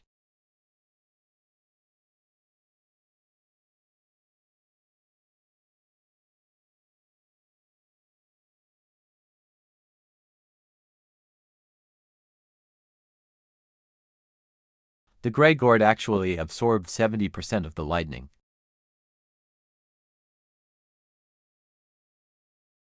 The remaining 30% of the lightning tribulation, combined with the 9 soul pill, will become a true baptism from the heavens. The last impurities in my 5 elements spiritual root shatter for me now. A liquid spiritual sea.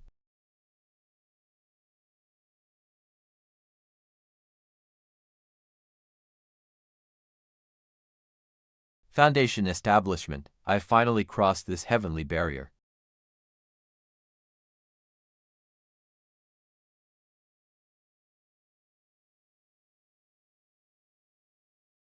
A lifespan of 200 years. My divine sense scans 10 miles around.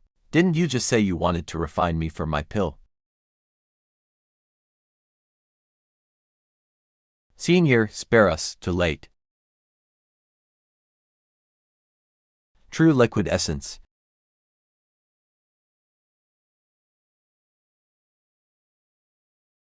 This is what a true divine ability feels like. 30 years spent living as a mortal.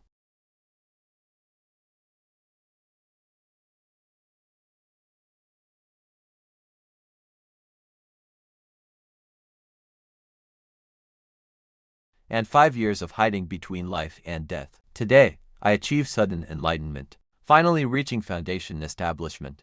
Rain and wind still rage across the cliff, but my heart is as calm as the deepest ocean. Reaching foundation establishment feels incredible, but I cannot stay on Black Rock Island anymore. That purple lightning tribulation made way too much noise. High-level cultivators within 100 miles definitely noticed. Who knows if those 3 dead bloodbone sect ghosts sent out a transmission talisman before they died.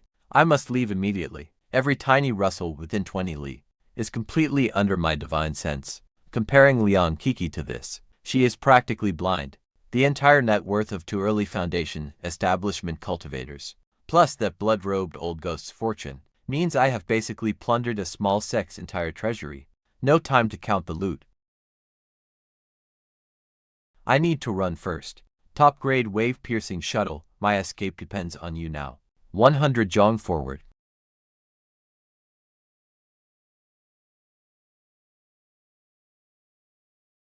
300 Zhong, 500 Zhong. Plunging deep into the chaotic star sea, the further, the better. Just an hour after I fled, the high-level elders of the Bloodbone sect arrived, but no matter how they searched the mountains and seas, they could not find a single trace of me. Submerging deep underwater, where no sunlight reaches, I fled along the seabed for a full half-month, covering 50,000 li, until my mid-grade spirit stones ran completely dry. Only then did I stop in this dead zone where even beasts avoid, and rest, digging a cave, setting up arrays to block out the seawater and conceal my aura. Only here am I truly safe. Finally, I have time to examine my post-foundation establishment body. Inside my dantian, my old Che vortex is gone, replaced by this deep pool of liquid, spiritual sea. Every single drop holds an explosive amount of power. My meridians are several times wider and tougher than a demonic beast's hide. The best part is my lifespan. I can feel this intense life force is enough to live past 200 years. This is the confidence of a foundation establishment expert. Why does this fire element carry a lightning attribute? The gray gourd that blocked the purple heaven tribulation has transformed. Its vines have turned silver green. Sparks are still flying. The inner space has expanded. The spirit absorber is twice as fast now. Plus, I have a strong gut feeling. When I use creation liquid to mature spirit herbs, there is a massive chance they will mutate, developing properties that ward off lightning tribulations. What an absolute treasure. Not only did it survive the lightning strike, but it actually underwent nirvana and evolved. This is my ultimate trump card to survive and establish myself in the Star Sea. For the next 6 whole months, I did not take a single step out of this undersea coral cave. Time for the usual, taking stock of my spoils. More than 300 mid-grade spirit stones, 70,000 low-grade spirit stones, along with a pile of top-grade magic weapons and array flags. But right now, I find myself facing a highly awkward and potentially fatal problem. My cultivation manual has run out. That cheap street stall green wood Che art of mine can only get me to the peak of Che condensation, and the withered wood art is merely a supporting secret technique. Currently, I have a massive amount of foundation establishment true essence, but no proper cultivation manual to circulate it. They are just like a newly rich man who has amassed a vast fortune, but has absolutely no idea how to spend it, only able to let it sit there and rot. If this keeps up, forget about making any progress in cultivation. I might even suffer a regression. I can't keep hiding like this. I must make a trip to the holy city of the Star Archipelago and get a top-tier wood or fire attribute. Primary cultivation method. After laying low for 6 months, the heat should have mostly blown over by now. It's time to take on a new identity. I will go out and experience the true grandeur and cruelty of this star sea, heavenly star city. The greatest holy city in the Star Sea. It was not built on an island. Instead, it floats directly in the center of the endless Star Sea. Outside its glow, spiritual birds fill the entire sky. It is truly a celestial paradise. But to get inside, no matter how wealthy you are, everyone must line up obediently on the reception island below. Come on, cut me some slack. The entry fee is way too high. Now beat it. Why visit Heavenly Star City without any spirit stones? Hey, get your hands off me, you bastard. A good dog doesn't block the path. That is the young master of the inner sea Wang family. I heard his grandfather is a late-stage core formation master. Stop staring, or he might throw you into the sea to feed the beasts. Sigh. A foundation establishment senior.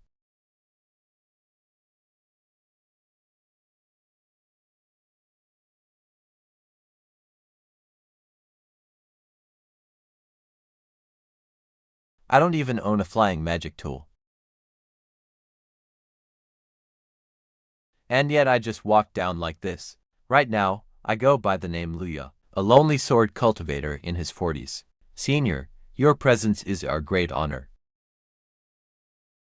This junior, a gate deacon of Heavenly Star City, greets you, in the cultivation world.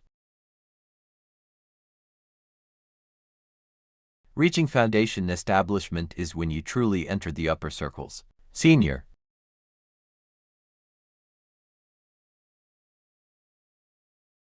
This is your Heavenly Star City VIP pass. It permanently waives all entry fees and grants direct access to high-tier trade zones. Will you be staying permanently, or are you just passing through? Staying permanently. Understood. Senior, please take the special VIP lane. No need to queue. Open the formation. Years ago, back in Feiyun City, I would fret over a single low-grade spirit stone. But now, just by showing a fraction of my power, all those high-end mighty rules will obediently step aside for me. The spiritual energy in the inner city is outrageously thick. Even without cultivating, it seeps right into your pores. Grab any random shopkeeper in this place, and they will be at foundation establishment. Senior Lu, what grade of cave dwelling would you like? Huang grade is at the foot of the mountain, costing 100 low-grade spirit stones a year. Jia grade is at the peak, equipped with a 5th-tier array and an earth fire room. But I will take the most isolated premium courtyard, the absolute quietest one. Here is 3 years of rent. Keep the change. 30 mid-grade spirit stones. 3,000 low-grade ones. Senior, please wait. I will grant you top-tier access immediately. Earth fire chamber.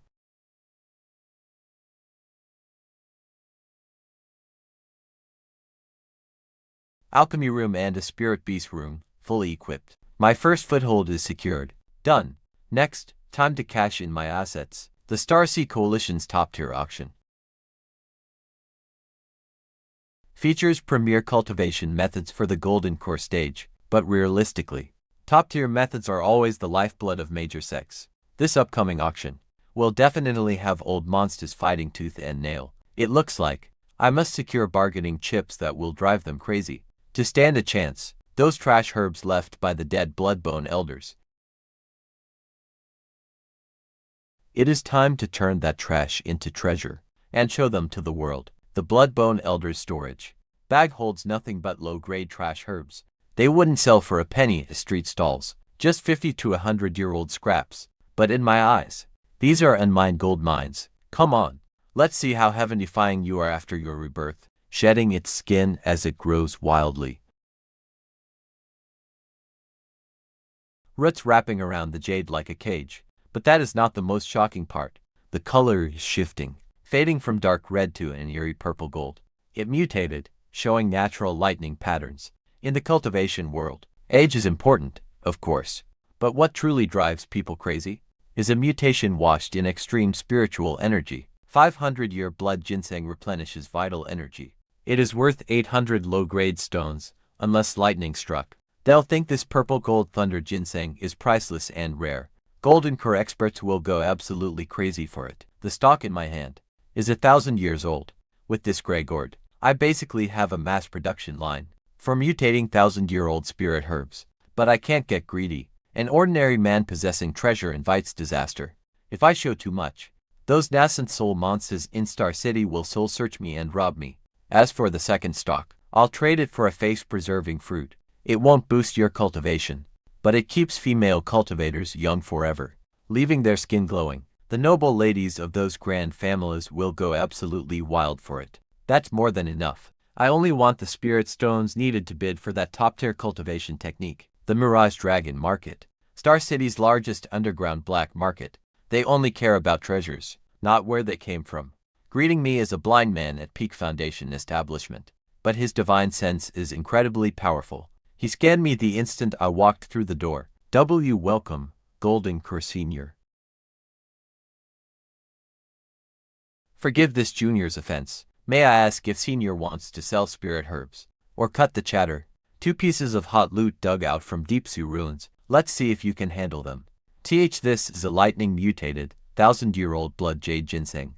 The legendary purple gold thunder ginseng. The lightning force is absolutely pure, with 0 impurities. This is definitely a masterpiece that survived a heavenly tribulation. And a face-preserving fruit. Senior, how do you plan to sell these to divine treasures? I urgently need spirit stones for the core formation auction in a few days. No low-grade stones, only mid-grade spirit stones or high-tier magic treasures. Give me your offer. If I'm not happy, I'll walk right into the treasure pavilion opposite. Senior is a straightforward man. This thunder ginseng to ancestors stuck at a bottleneck. It is a priceless treasure. We will offer 2,000 mid-grade spirit stones, the prophecy fruit. The Merchant Alliance leader's wife has offered a huge reward. We will offer 1,500. That makes 3,500 mid-grade spirit stones in total, or 350,000 low-grade spirit stones. That is enough to buy an entire small sect. It seems Baikal Pavilion's sincerity is nothing special. Senior, please wait. If we let an item this good slip away, the owner will skin me alive. 4,000 mid-grade spirit stones, plus our pavilion's exclusive black gold VIP card. No commission fees on all future transactions. This is the absolute limit I can authorize. Deal. 4,000 mid-grade spirit stones. Such a massive amount of spiritual energy condensed into clouds inside my storage bag, along with my previous 4,300 mid-grade spirit stones. I finally have the qualifications to sit at the table and trade blows with those golden core old monsters. The moment I stepped out, a few stealthy tails immediately fell in behind me. Baikal Pavilion wanted to probe my depth as a golden core master. They scanned me 3 whole times, but they couldn't find a single trace. They backed off, utterly defeated. Everything is ready. I am just waiting for the final spark. The grand auction of the Star Sea Merchant Alliance. I will be waiting for you to begin. My ordinary features, and skin slightly pale from years of staying out of the sun. Yes, this pale skin. This is the real me. But lately, I have been agonizing over a deeply critical question. In Heavenly Star City, should I keep disguising myself and laying low? This place is filled with resident golden core experts, and even nascent soul ancestors. The inner city is filled with high-grade arrays that pierce through illusions. Wearing a mask or using transformation techniques to hide might seem mysterious to mere check condensation cultivators, but in the eyes of high-stage cultivators, it is as painfully obvious as holding a torch in the dark. The most perfect disguise is actually no disguise at all. I am just a lowly spirit farmer fleeing from the southern region. In these starry islands, absolutely nobody knows who I am. My real name and my real face are a complete blank slate here. Now that I have stepped into Foundation establishment and earned the right to walk in the light, I might as well show my true face. A completely open and honest, a masked, early-stage rogue cultivator. That is actually the best way to avoid suspicion. At the Star Sea Merchant Alliance's grand auction, being at the Foundation establishment stage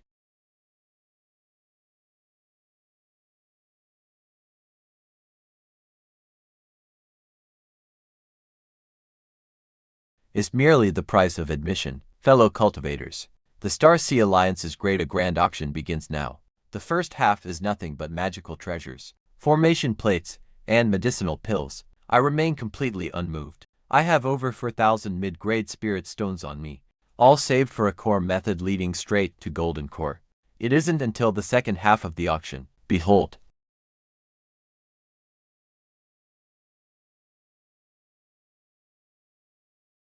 This is an ancient sword cultivation scroll, the return to one sword art. Look closely, everyone.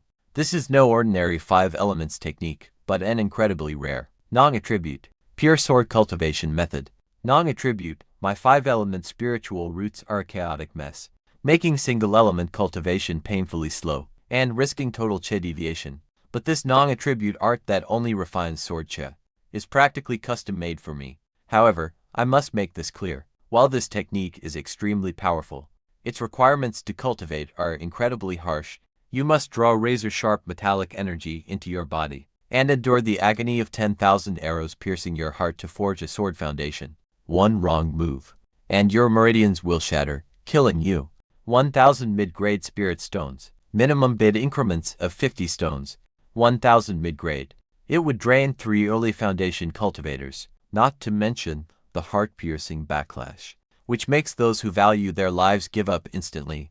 1,100, 1,200, let things play out for a bit. Will it take 13 or 1,500, 2,000? Countless divine senses swept over me shamelessly.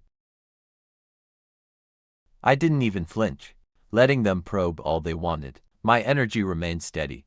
My heart didn't miss a beat. An ordinary-looking, early-stage rogue cultivator dropping 2,000 mid-grade spirit stones without blinking. A contrast like that would only make them think some core formation old monster was backing me, that I was someone they shouldn't cross. 2,000 mid-grade spirit stones. Going once, 2,000, going twice, going 3 times sold. The technique was finally mine. My path to foundation establishment was finally wide open. Back in my cave abode, I secluded myself for half a month, studying day and night the Unified Sword Sutra. It was indeed an incredibly overbearing and ruthless cultivation method, treating the body's meridians as a scabbard and spiritual energy as swordcha. But I quickly hit a bottleneck. To even begin, I had to absorb high-grade metal essence to forge my sword foundation. The ores sold in town were far too weak. If I used them for my foundation, I'd ruin my future cultivation forever. I needed something natural, extremely pure, and exceptionally sharp. Wait, 3 cultivators are standing outside, led by a burly man. Late foundation stage, the other man and woman. Our mid-foundation stage. Is fellow Taoist Wen there? I am Suquan. Forgive my sudden intrusion. I don't know any Suquan, but I have no fear. This is the inner city. He wouldn't dare attack here, even with 100 times the courage. What business do you 3 have with me? We seem to be complete strangers. Ha ha ha ha. Straight to the point, Taoist Wen. Half a month ago, you spent a massive fortune buying the Gui sword formula. It left quite a deep impression on me. You must be searching for Jane metal ore right now to forge your primary sword core. Worrying, right? And what if I am? No need to be nervous, Taoist Wen. We came here today to offer you a grand, life-changing opportunity, fellow Taoist. To be completely honest, about 6 months ago, in a deep-sea trench more than 30,000 miles away, we discovered the remains of an ancient ruin, called the Chenyuan Sword Grave. Deep down on the seabed lies a vast, rich deposit of natural star sword marrow. Using this rare material to forge your Gui sword formula's core is simply a perfect match. Star sword marrow, the one recorded in the Herbs Registry, that is the ultimate, purest metal-type treasure in existence. If such a treasure land exists, why didn't you 3 just take it yourselves? Why go out of your way to find an early stage, completely unknown cultivator? A free lunch falling from heaven like this is just a deadly poison in the cultivation world. Ah, you don't understand, Taoist Wen. The entrance is completely sealed by a 4 symbols intercepting array. This specific array is extremely peculiar. It requires early stage, mid-stage, and late stage for cultivators to channel spiritual energy simultaneously to open it. We are only missing one early-stage cultivator who has a truly rock-solid foundation. An ordinary cultivator's spiritual power is too weak, unable to withstand the array's draining effect. But you stood perfectly strong against high-stage pressure at that auction, never flinching. His foundation is rock-solid, completely airtight, flawless logic. He even flattered me a bit. Is it really just to open the formation and actually enter the ruins? They could crush me like an ant. In their eyes, I am just a tool. Even worse, a walking vault with 2,000 mid-grade spirit stones. But then again, that is stellar sword marrow. Without it, I won't master the basics for years. Even if I can't kill late-stage Suquang directly, inside a dangerous dungeon, you don't have to get your hands dirty. Sure, but let's be clear first. I want 30% of the stellar sword marrow. As for other treasures, may the best man win. Deal. You really are a sensible man, brother. We meet at Westport at dawn in 3 days. Until then, you should prepare some water-repelling and defensive gear, since you want to use me as a tool. Let's see who ends up being whose stepping stone. Over the next 3 days, I didn't buy any defensive gear. Instead, I visited the darkest black market shops, spending a fortune on rare beast-attracting boxes. Then, using my grey gourd, I matured several stalks overnight of highly toxic, paralyzing plants, crushing them into pulp.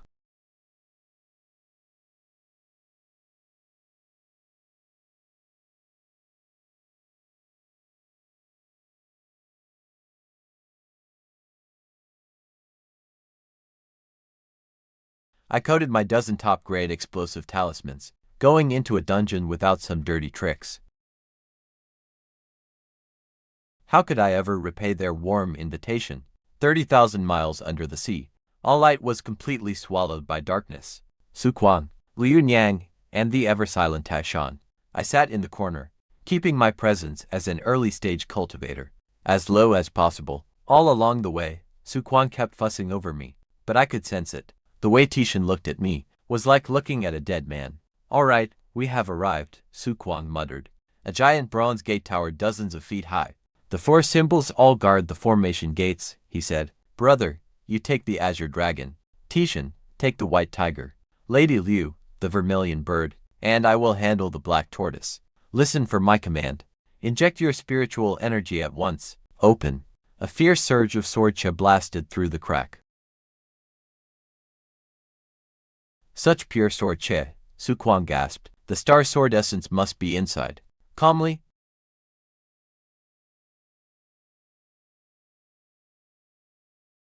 without showing any emotion, I flicked a trace of colorless, odorless beast incense right onto the back of Tishan's heel. The seawater was completely blocked by the formation. Broken swords and white bones littered the ground. A late 12th stage ironclad water beast.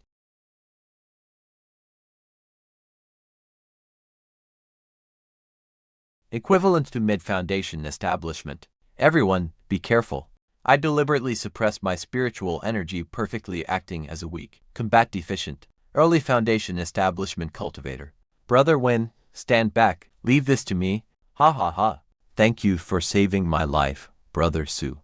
No need for such politeness between brothers, but my heart felt freezing cold. I had clearly caught them exchanging a look. An hour later, there at waist star sword essence, but right in front of the altar, coiled a massive silver-horned sword python. Damn it, the intel never mentioned a silver-horned python. This aura is at half-step golden core. After a brief, dead silence, the moment of their betrayal had finally come. Brother Wen, this sword python has terrible vision. It relies entirely on its sense of smell. I need someone to launch a full-strength attack on the left now, to distract him for 10 breaths. Tishan and Lady Liu have already blocked my escape route. If I say a single no, they will strike immediately. Fine. Since Brother Su has spoken, I will naturally act as the bait. Just make sure once we get the marrow, you do not forget my share. Smart move on his part. HMPH, too bad he won't even last 3 breaths. Get ready to grab the marrow. This is not an attack talisman. It is my explosive talisman, laced with toxic seaweed. I did not throw them at the beast. Instead, I whipped my hand back. Wenwu, you have a death wish.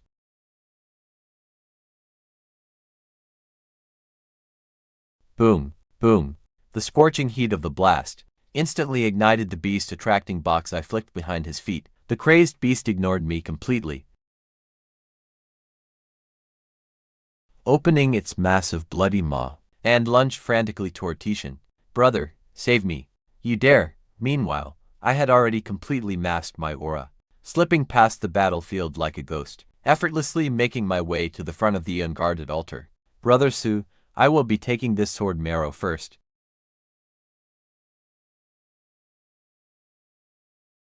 Have fun, you two. Wenwu, I will kill you. A flash of blue light.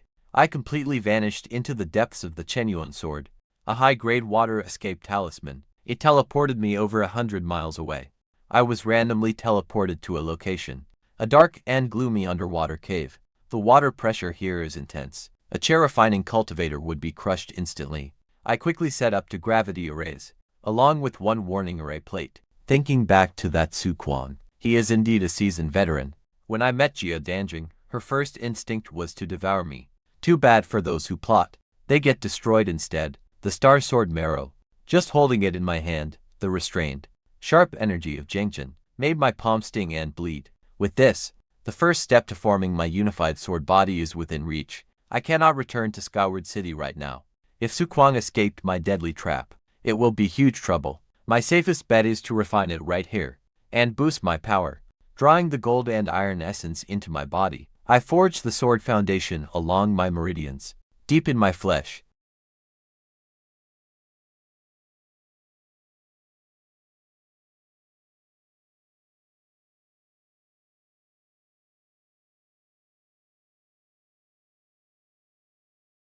I instantly feel the agony of 10,000 arrows piercing my heart. This is not just flowing inside me, it is shredding my insides. Condensed for me, but I underestimated the sheer dominance of this ancient sword essence. It violently rejects the pseudo-spiritual root inside my body, if I let it run wild. In less than half an incense stick, my meridians will be completely shattered. Since you want to destroy, then I will rebuild with an even more dominant life force. My 500-year-old fortune spiritual water from Purple Gold Thunder Valley. Bursting with vital energy, and a life force that rivals the power of heavenly tribulation lightning. This massive life force begins to forcefully heal my torn meridians, and even more incredibly, the heavenly tribulation lightning is actually the natural nemesis of this star sword Che. It is finally growing docile. Now is my chance. It worked. A single drop of sword Che has formed. With the first step done, the rest of the process becomes an endless cycle of agonizing pain and sudden rebirth. I stayed in seclusion here for a full 2 months, without a moment of rest, enduring the pain of 1,000 cuts, until 2 months later. This is indeed my natal sword Che.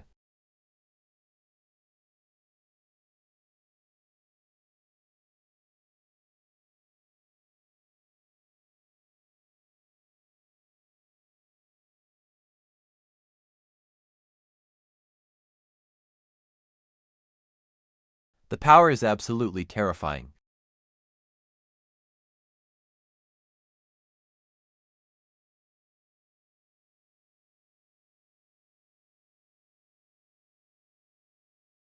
There is zero wind-up. It activates instantly. If I face that giant pseudo-core serpent again, with the sheer sharpness of my thunder-sound sword Che, I can absolutely pierce through its heavy scales and escape completely unscathed. Even more surprising than that, breakthrough born from total destruction, my cultivation base is completely stabilized at the peak of early foundation establishment. From the mid-foundation establishment stage, only a single paper-thin barrier stands in my way. It's time to head back to Celestial Star City. I wonder if Su Kuang and his lackeys are dead yet. Returning to Celestial Star City,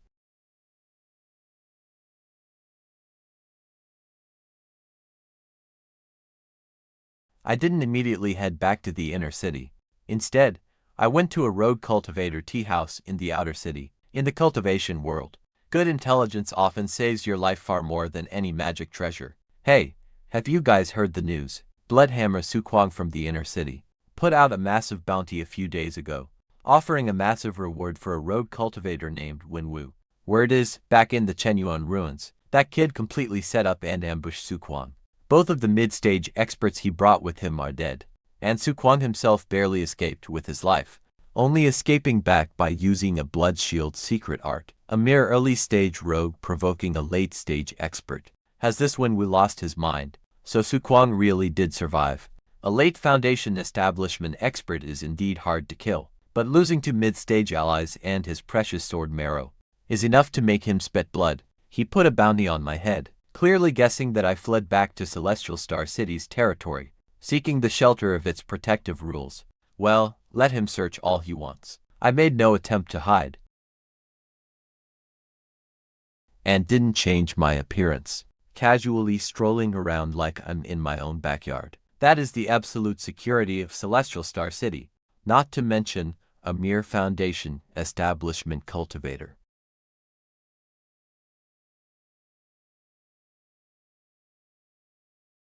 Even one at the late stage, even a core formation master, wouldn't dare to start a fight here. Otherwise, the Star Alliance Enforcement Squad will teach them a brutal lesson. Glancing at those spies, I know Su Kuang is going to flip his table in rage. But furious as he is, he can't touch me. Back in my quiet abode, I began planning my next move. My sword arts guarantee solid combat power, but my cultivation is stuck at peak Foundation establishment. With my poor pseudo-spiritual root, bitter cultivation would take 20 or 30 years. I can't wait that long. I must refine the aquamarine lotus pill. The main ingredient must be an aquamarine lotus of over 300 years. This rare herb only grows deep inside dangerous underwater abysses. I don't need a pricey finished pill that draws unwanted attention. All I need is a single lotus seed or a seedling, and leave the rest to it. 2 days later, I arrived at the city's largest shop, the 100 Herbs Pavilion. Senior Wen, you are really making things difficult for me. The seeds of the aquamarine lotus, that kind of item, is snatched up by master alchemists the moment it appears. We are currently completely out. However, if you are truly in a rush, Senior, I do have a lead. I am in a hurry. In half a month, the Star Alliance is sending a massive fleet to the Black Sea's deep trenches to harvest aquamarine lotus. The fleet manager happens to be my cousin. He is looking for a few quiet, strong foundation establishment cultivators. If you join them, Senior, not only is the pay generous, but you will get first dibs on buying a seed at cost. What do you think? If I leave the city, Su Kwang, that old dog, has definitely set a massive trap outside. But aboard the Star Alliance's giant sea vessel, he wouldn't dare attack an official fleet even with 10 times the courage. But if I pass this up, my breakthrough is delayed forever. Can you help me register? My name is Wenwu. Remember, I am only here for escort duty. I will not be getting involved in any other nonsense. Do not worry, Senior. My cousin absolutely loves working with highly disciplined, rule-abiding experts like you. While walking back to my cave dwelling, I pat the gray gourd hidden inside my robe. Su Kwang, if you are traveling alone outside the city, you had better pray you do not run into me. Otherwise, I will not mind borrowing a blade once again to send you on your way. Half a month later, at Skystar City's eastern port, the giant ship Wave Rider from the Skystar Mountain Alliance. I make no attempt to hide my cultivation, boarding the vessel as an escort guest elder. You must be Brother Wen, the one recommended by the Baikao Pavilion. I am Sun Fugui, the manager in charge of this voyage. You are far too polite, manager son. I am just working for the pay. Hanggu, early foundation establishment stage. Iron Hand, mid-foundation establishment stage. Young Brother Wen looks so gentle and scholarly. Just don't let your legs go weak when we actually face sea beasts. The first 10 days go by incredibly smoothly. We only occasionally encounter low-level sea beasts, and the Chi condensation guards easily dispatch them with crossbows. But I have a certain habit. Whenever I am in an unfamiliar environment, I never trust the peace on the surface. Every single night, I always condense my spiritual sense and silently sweep it across the entire massive vessel. Then, on the 13th day, I detect a faint soundproofing barrier hidden down in the cargo hold. I circulate the withered wood meets spring technique to mask my presence, and begin to eavesdrop with extreme caution. Manager son, the route is off. This is definitely not the way to Wuhai. How can we make any extra profit on standard routes? The employer sent word, ordering us to detour through the Dead Bone Reef. But Dead Bone Reef is a notoriously infamous lair for road cultivators. You're carrying 100,000 spirit stones of cargo straight to your death. Our employer is just using this cargo as bait to lure out the chief of the Withered Bone Gang. If we actually run into bandits, Han Mei and that Wenwu guy, I just cannon fodder meant to die. As long as we last one incense stick, our employer will pull in the net. Once it's done, we both get 20,000 spirit stones and a barrier-breaking pill. It's a sweet deal, but that Wenwu guy is to calm. It's a little sketchy.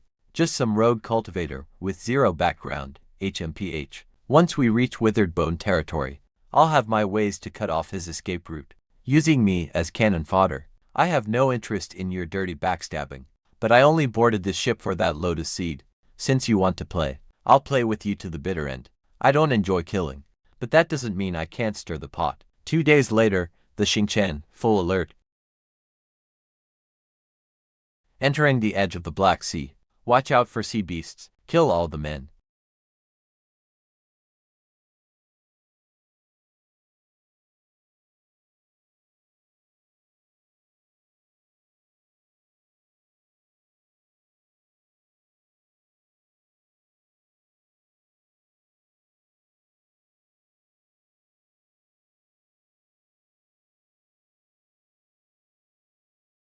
Take the women with us.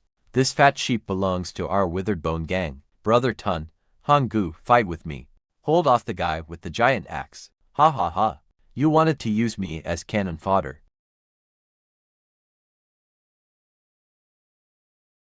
Let's see who's the real hunter today. Die, pretty boy. 3 cultivators at Peach Refining. coordinating perfectly. Not a shred of spiritual energy wasted. Just pure, raw physical power exploding. Third brother. How is this possible? His close combat is terrifying.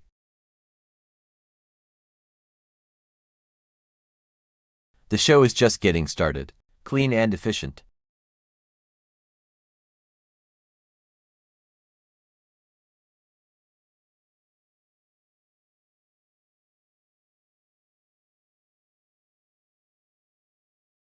No hesitation whatsoever. I didn't even bother picking up their storage bags, because their divine sense has already locked onto them. Manager son, brother Tai, save me. They really used us as bait to stall Yezu.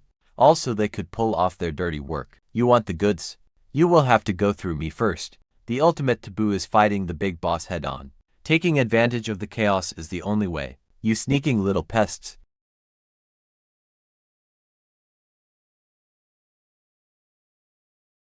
I have been waiting for you a long time. Elder High of the Tianqing Alliance. You are actually hiding. On the ship. Hi, do you really think you can protect this cargo? Prepare to die. Here's my chance.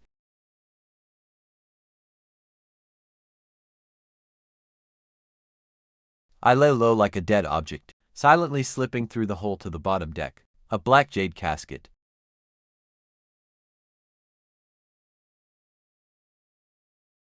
With a high-level seal. So this is what Elder High was personally guarding. The azure water green lotus. Who is that? Put that down. You want this? Go fish it out of the sea? Fine.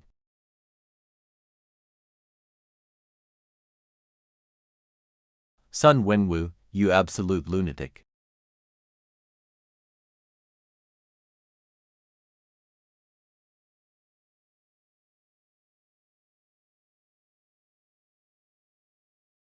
Blowing up the hull in the deep sea. For you guys, it is a dead end. But for me, it is a clear path. Farewell, everyone. The world under the sea is filled with endless dark and cold. My high-grade water escape talisman carried me 200 miles in one breath. By the time my spiritual energy ran out, I was already deep inside a pitch-black trench without a single ray of light. I did not stop.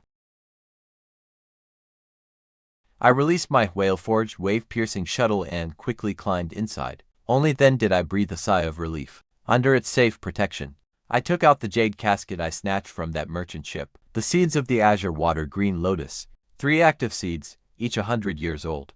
With my grey gourd, I can easily ripen them. With the Chen pill refined, I am absolutely guaranteed to break through to mid-foundation establishment. But this spiritual herb must be planted in rich spiritual energy, deep inside an active underwater spiritual spring. Sun Fugui once mentioned that our root had a secret zone with a massive spring.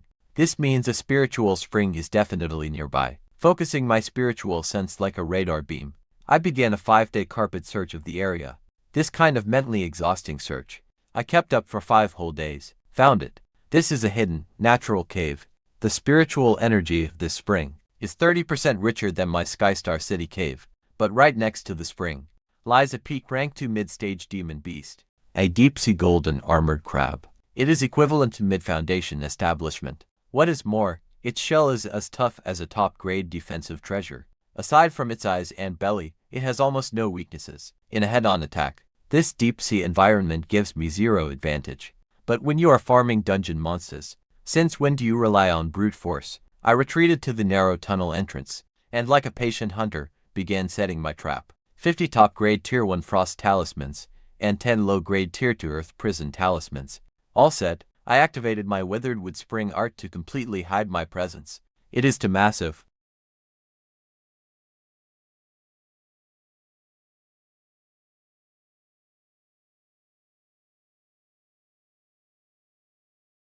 The narrow passage limits its speed. Now is the moment. Activate. Strike.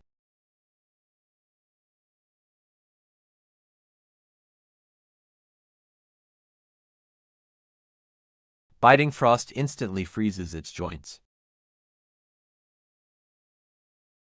slowing its movements by a full 30%. In that split second of sluggishness, I did not try to hack at its indestructible shell. Instead, I aimed straight for the tiny gap it exposed. This single strike drained nearly 30% of my true essence.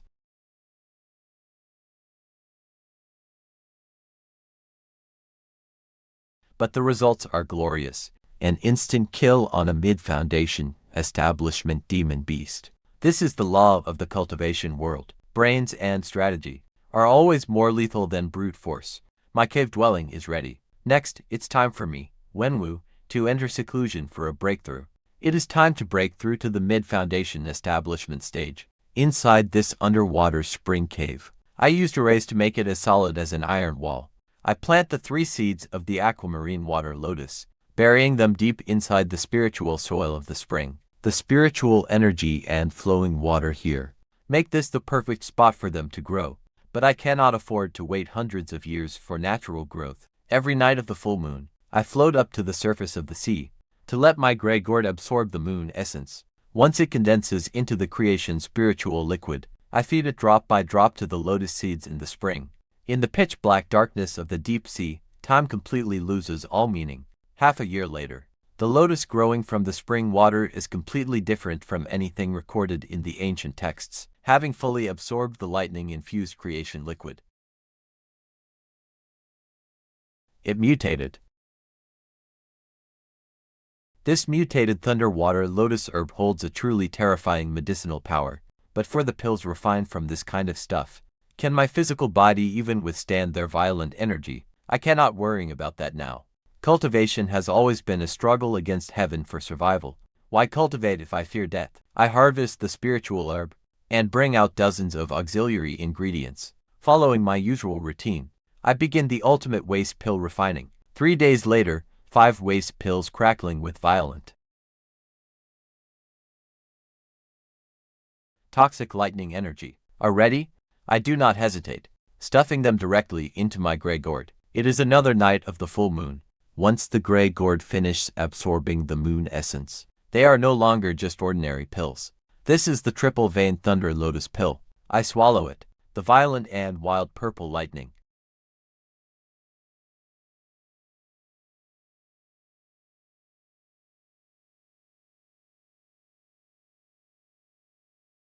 like countless tiny iron hammers, frantically hammers into my flesh and bones. The pain is 10 times more agonizing than absorbing astral sword marrow, but I didn't let out a single groan. I frantically ran my 5 elements art, using water to nurture wood, and lightning to forge metal.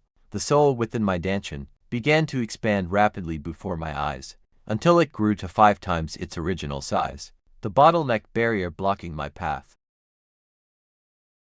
Against this surging torrent of a lightning sea, shattered into pieces, I entered the mid-stage.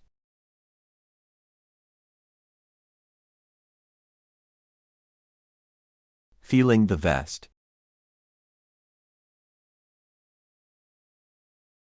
endless true essence surging through my body, and that even more condensedly in swordcha, I had a sudden feeling that the current me could easily crush that mid-stage tier 2 monster and shatter its golden armored shell.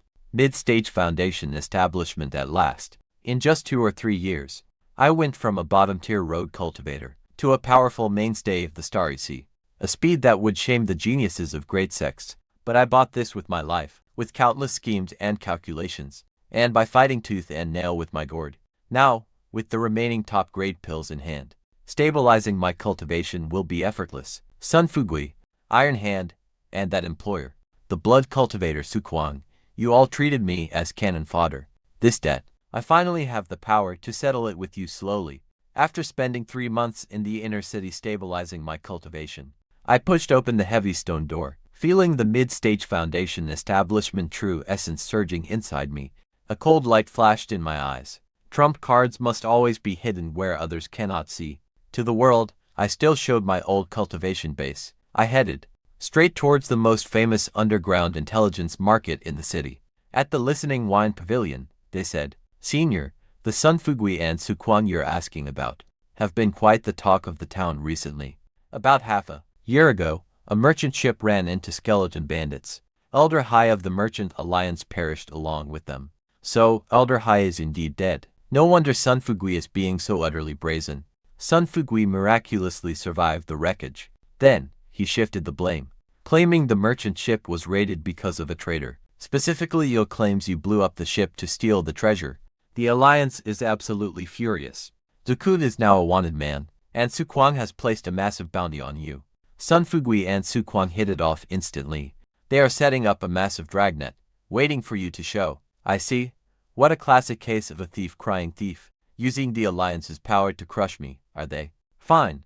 I will turn their own strength against them. I spent a fortune to buy a peak grade, second rank Dushan dragon trapping formation. The lotus seed is already planted, but on this jade box, the exclusive secret seal of the Heavenly Star Alliance remains. Even though the seed is already sown, this casket itself is still incredibly useful. It is time the Merchant Alliance heard another side of the story. Deliver this straight to the gates of the Alliance's law enforcement court. Do not open it. Understood, understood. Sun Fugui is colluding with rogue raiders. The thief is playing the victim. To learn the truth and find the core treasure, meet me at Guiwu Abyss in 3 days. The package has been delivered. Now, it's time to draw them out. Look over there. That green-robed cultivator is Wenwu from the wanted list. How does he still dare to show his face? Quick, go notify Su Kuang and Hall Master Sun. Come on then, do not make me wait too long. Guiwu Abyss, 3,000 miles outside Heavenly Star City, a desolate place shrouded in perpetual dark mist. It is also plagued by violent magnetic storms. A cultivator's spiritual sense will be heavily suppressed there. The deeper you venture, the more perilous it gets, with so many hidden reefs around. Flying vessels cannot navigate normally in midair. They can only skim close to the sea. 1 day later, I finally reached the center of Guiwu Abyss. I don't need to force a kill. Su Kuang is at Foundation Establishment. A head-on fight won't go well for me. To silence me once and for all, he'll definitely bring Su Kuang to hunt me. Once they spot the Yuxia shard, they will send experts to shadow us. All I need to do is to make them fight each other first inside the Ghost Abyss. The black mist of the Ghost Abyss is too thick. Only the sound of waves crashing against the reefs remains. The Dushan dragon trapping array is already hidden deep in the underwater reefs, leaving only a tiny opening, just enough for them to walk right in. Wenwu, you absolute bastard.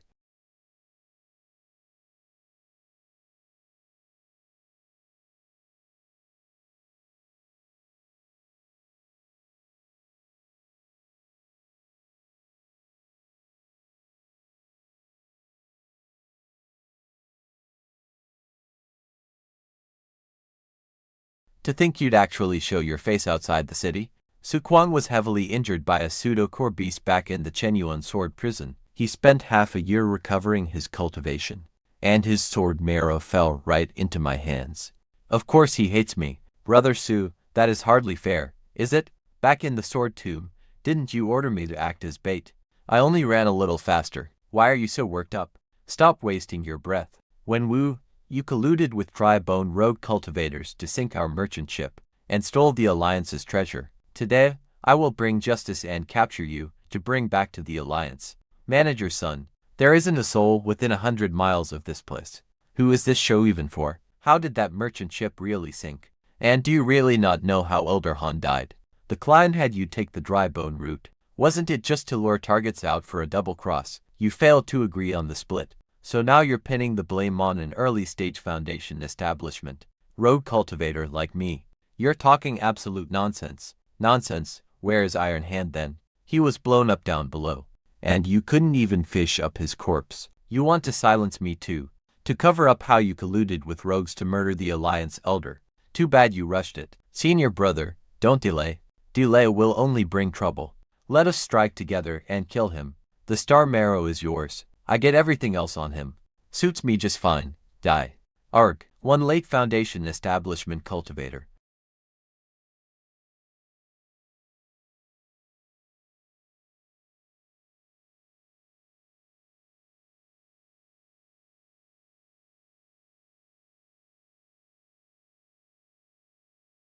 And one mid-Foundation establishment. A head-on fight is not smart. Rise. I loaded the core with 10 mid-grade spirit stones.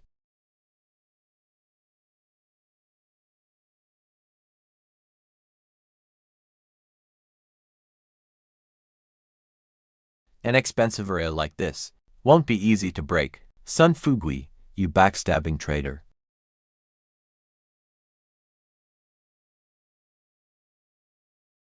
The disciplinary hall's twin fiends.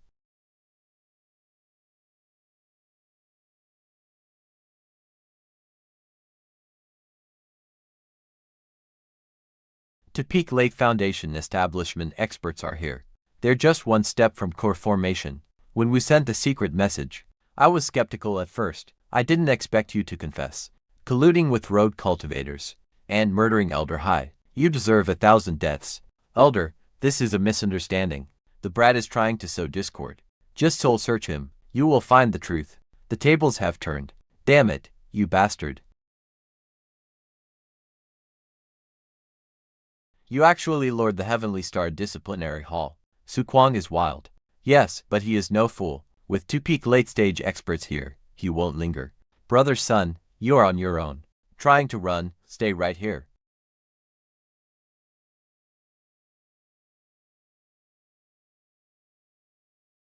Do not push me too far.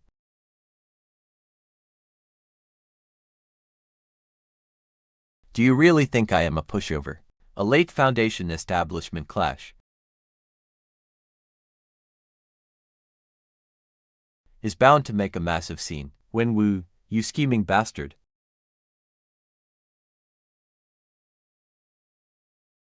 I will haunt you even in death, hidden for so long.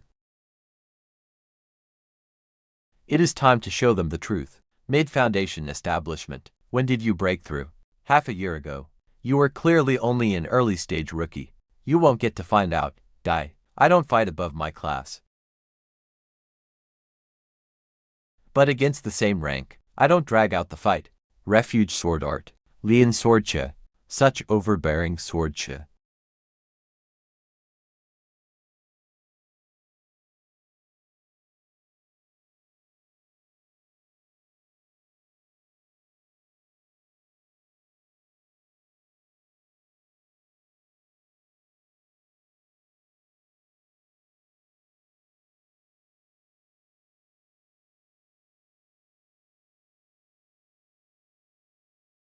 Junior Wenwu greets Elder Tang. This man committed too many crimes. I was overcome with rage, so I struck first. Please forgive me, Elder. Your sword skills are incredible. When you helped the Alliance root out a traitor, I owe you a favor for this. Sun Fugi's storage bag. I must take back to report, but the Alliance owes you his bounty. Thank you, Elder. Ah.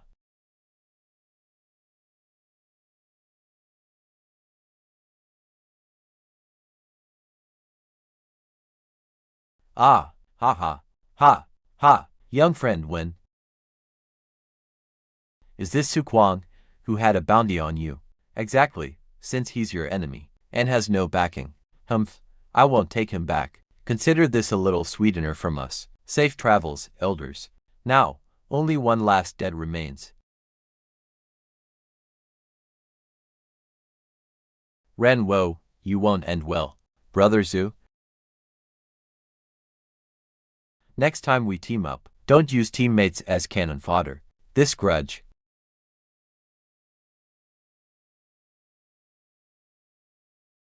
is finally settled, using the Alliance's hand to eliminate a late-stage Foundation enemy, and getting the Alliance to owe me a favor. I must leave the Ghost Mist Plains first.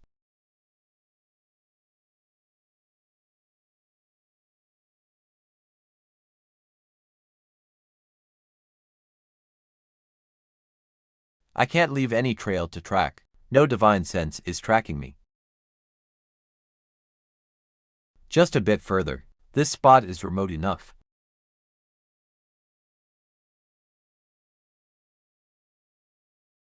Perfect for sorting through things. The entire fortune of a late Foundation stage cultivator.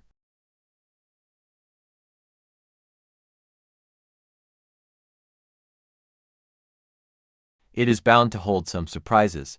The blood-crazed guy is dead. Even a residual seal cannot stop me. I am not exactly poor these days, but the wealth inside is still quite ridiculous. He was incredibly loaded, mid-grade spirit stones.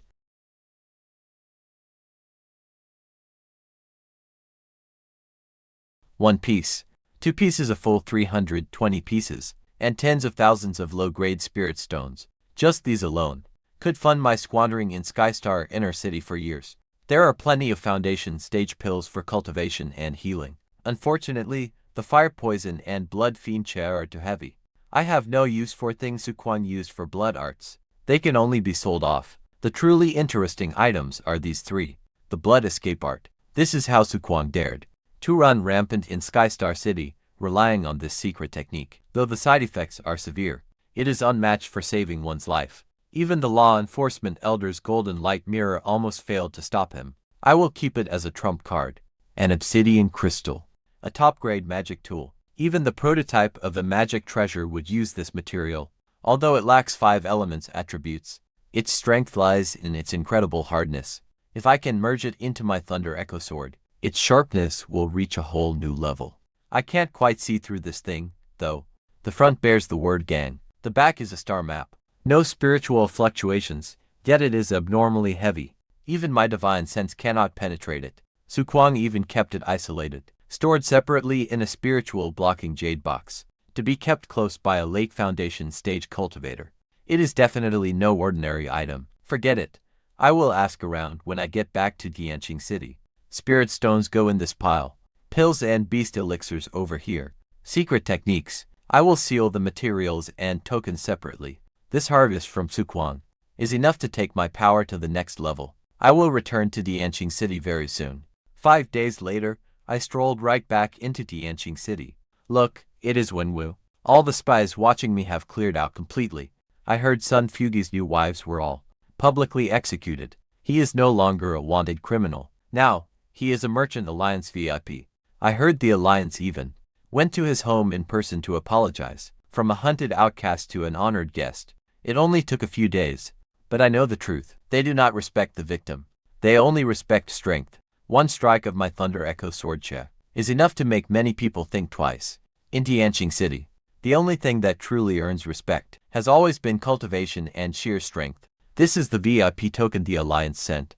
Also, rent for my top-tier dwelling is waived for 10 years. How generous. I can accept these perks, but I must stay grounded. What I really need to figure out is this thing. To ask around the black market. It is safer to use a disguise. The outer city black market is a chaotic place. Perfect for digging up secrets that cannot see the light. Shopkeeper, I am looking for some information.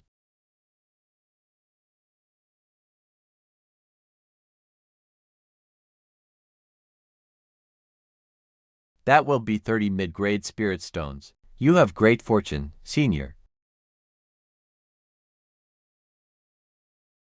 This is the entry token for the Tiangong Secret Assembly. The Tiangong Secret Assembly.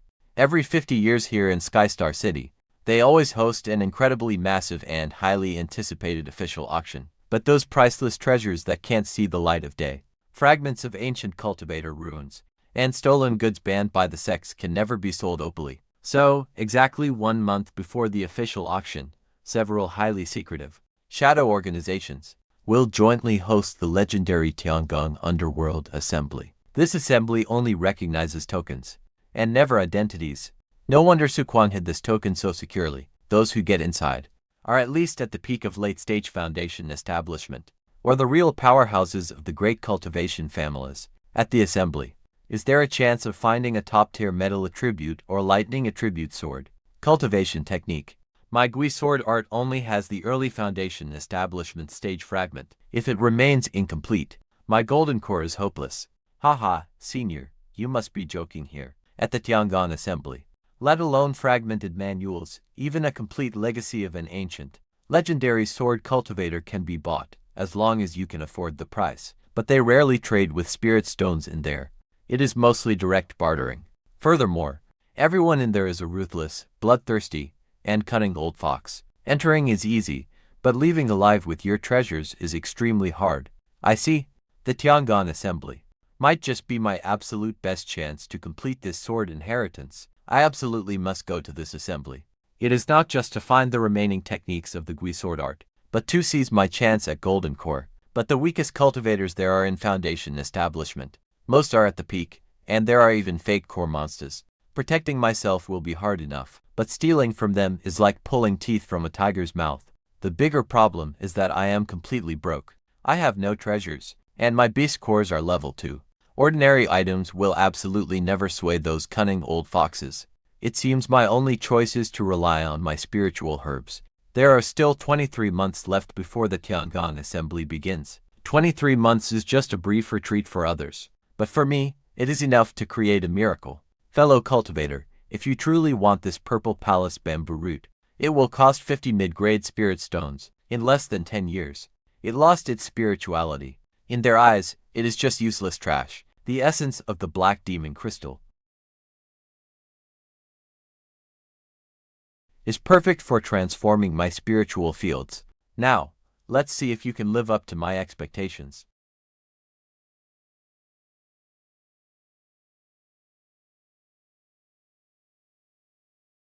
The first drop.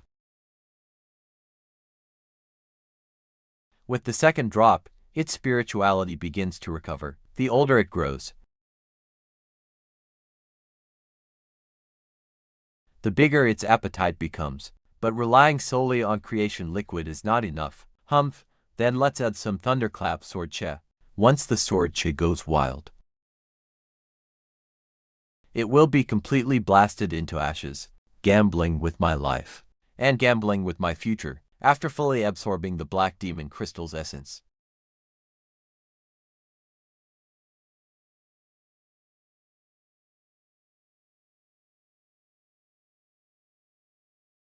It unexpectedly ended up mutating.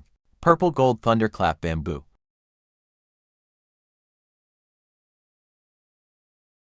A 1,000 years old.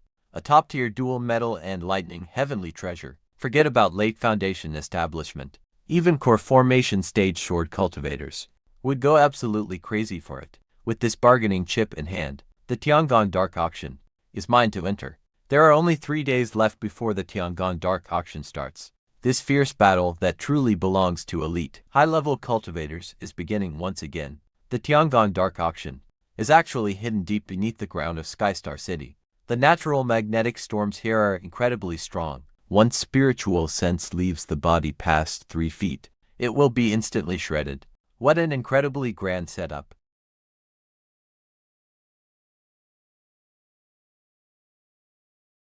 More than 30 people have already arrived. My spiritual sense is suppressed. Yet the heavy, cold stares of these people still make me highly uncomfortable. Not a single one is below foundation establishment. The late stage. There are even core formation old monsters here. 3 of them, to be exact. I absolutely cannot show any weakness here.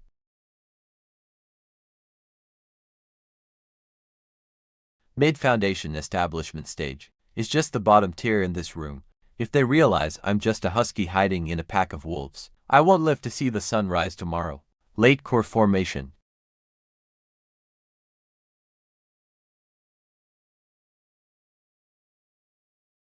And he is even stronger than those 3 in the front. Thank you all, fellow Taoists, for showing up. This session of the Tiangong Assembly will be hosted by myself, Old Ghost. The usual rules apply. I will present the treasures, and you will place bids. Spirit stones or barters are both accepted. Highest bidder wins. Anyone trying to force a trade will be executed without mercy. Such a heavy bloodlust. Enough talk, let us begin. Our first item is an 800-year-old blood bodhi. It can extend your lifespan by 60 years and greatly boost physical vitality. The starting price is 100 high-grade spirit stones, or equivalent life-saving magic treasures of the same value. The starting price of the very first item instantly crushed my entire net worth as Sukwang. As the bidding for the first item starts, I bid a top-grade defensive black tortoise shield, plus 30 high-grade spirit stones. I offer a 700-year-old yin soul wood, a protective secret treasure capable of blocking 1 fatal strike, and 3 life-saving pills. Though the blood bodhi is good, it has no meaning to me, as long as I can find seeds. Ancient spiritual herbs are not what I lack most. I only came here with a single goal, a scroll of an ancient, damaged array map, likely from the cave of an ancient cultivator. 200 high-grade spirit stones plus a set of 5-star array flags, a complete skeleton of a core formation sea beast, useful for concealing aura and setting up arrays, and a damaged prototype of a magic treasure. My god, if these treasures were shown to the outside world, they would trigger a massive bloodbath, but since it's not the time to strike, I absolutely cannot move. Finally, the grand finale is here.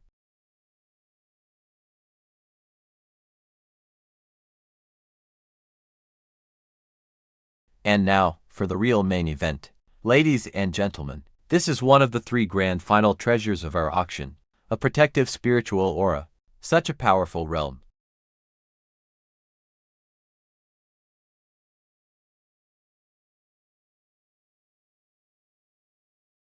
The Thunder Sound Sword Maiden is calling out to him.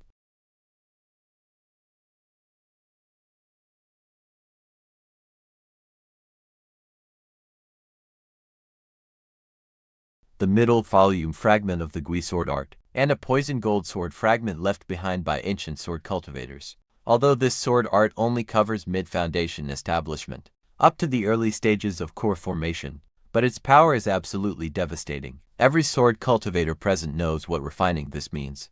Below the core formation stage, your sword cho will destroy almost anything in its path. This thing was practically made for me. The middle volume completes the core formation sword art. As the Thunder Sound Sword Maiden fully takes form, this item will not be traded for spirit stones. The seller has specifically requested any single one of these 3 items: a 1,000-year-old lightning attribute natural spirit root, a top-grade Jianchan pill to boost core formation chance by 30%, or any natural treasure that extends life by 200 years. Each of these 3 conditions is crazier than the last. Senior Guizu, these terms are honestly far too demanding. I have a 500-year-old heavenly thunder fruit, along with 200 high-grade spirit stones. Can we negotiate? The seller insisted. Not even a single day short is acceptable. Otherwise, the item will be withdrawn. I cannot wait any longer. Hold on.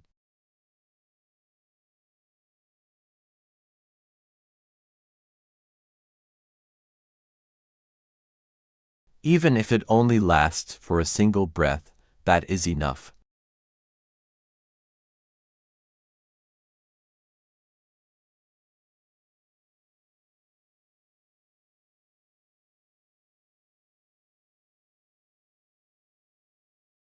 As expected, these clever old foxes fear nothing more than someone they cannot read.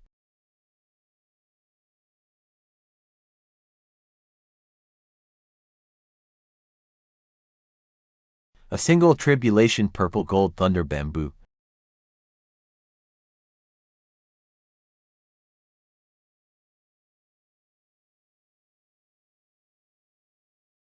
Its age is 1,200 years. What? What? Just cutting off a single segment of it makes my heart ache.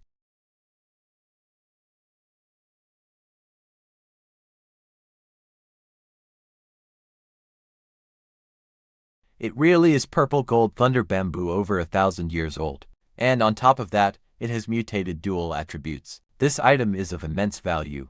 Trading this for a half-volume fragment and a broken sword shard is a massive loss. I can make the decision to have the seller at 500 high-grade spirit stones. Humph, my days are numbered. What use are those worthless stones? To trade, or not to trade? Trade, swap it immediately. Got it. Can't show any weakness. No one dares test me with spirit stones again. Anyone who casually produces a 1,000-year-old item must be an old monster disguised with a spirit pearl. They are simply not to be messed with here. 6 hours later, the dark assembly dispersed. To protect the complete privacy of all the traders, they went ahead and activated 12 random teleportation arrays. After a wave of intense vertigo, the scenery before my eyes suddenly shifted. A salty sea breeze hit my face. I was already 500 li away from Heavenly Star City, but I did not run away immediately. You followed me this entire way. Since we have reached these desolate wild lands, you might as well stop hiding in the shadows. How incredibly sharp of you, fellow Taoist. No wonder you dared flaunt your wealth before those old monsters. The one from the Dark Assembly. The sword cultivator who wanted to trade thunder bamboo for the sword art. The brief moment you showed your aura back there. Your fake core formation pressure indeed fooled those ghost market fools, but you cannot fool me. I specialize in the water mirror spirit eye. Though I cannot see directly through your physical disguise, I can easily read your bone age and life force. Your true bone age is absolutely under 40 years of age. A 40-year-old cultivator like you. Even if you started training in the womb, at most you would be mid-foundation establishment. That spiritual pressure was just a cheap trick using a beast core, wasn't it? A very accurate guess. But dead men have no need for the truth. Hand over the remaining purple gold on your person, and hand over that thunder sound bamboo. A single segment is 1200 years old. You definitely still have the roots with you. Hand them over, and I'll leave your body intact. Or else. Otherwise, what? Seize the split second. The full strike of a peak late-stage sword cultivator is indeed truly terrifying. Fighting above your tire is tough, but if the terrain is perfect and your preparation is complete, then that is a completely different story. Since you chose to cultivate water attribute arts, did you seriously not know that water can conduct electricity? The myriad heavens dragon trapping array is active. Is that so? No. This entire deserted island is now a sealed water prison. Unified sword art, activate. Violent purple lightning. Now, pour it all inside. You absolute lunatic.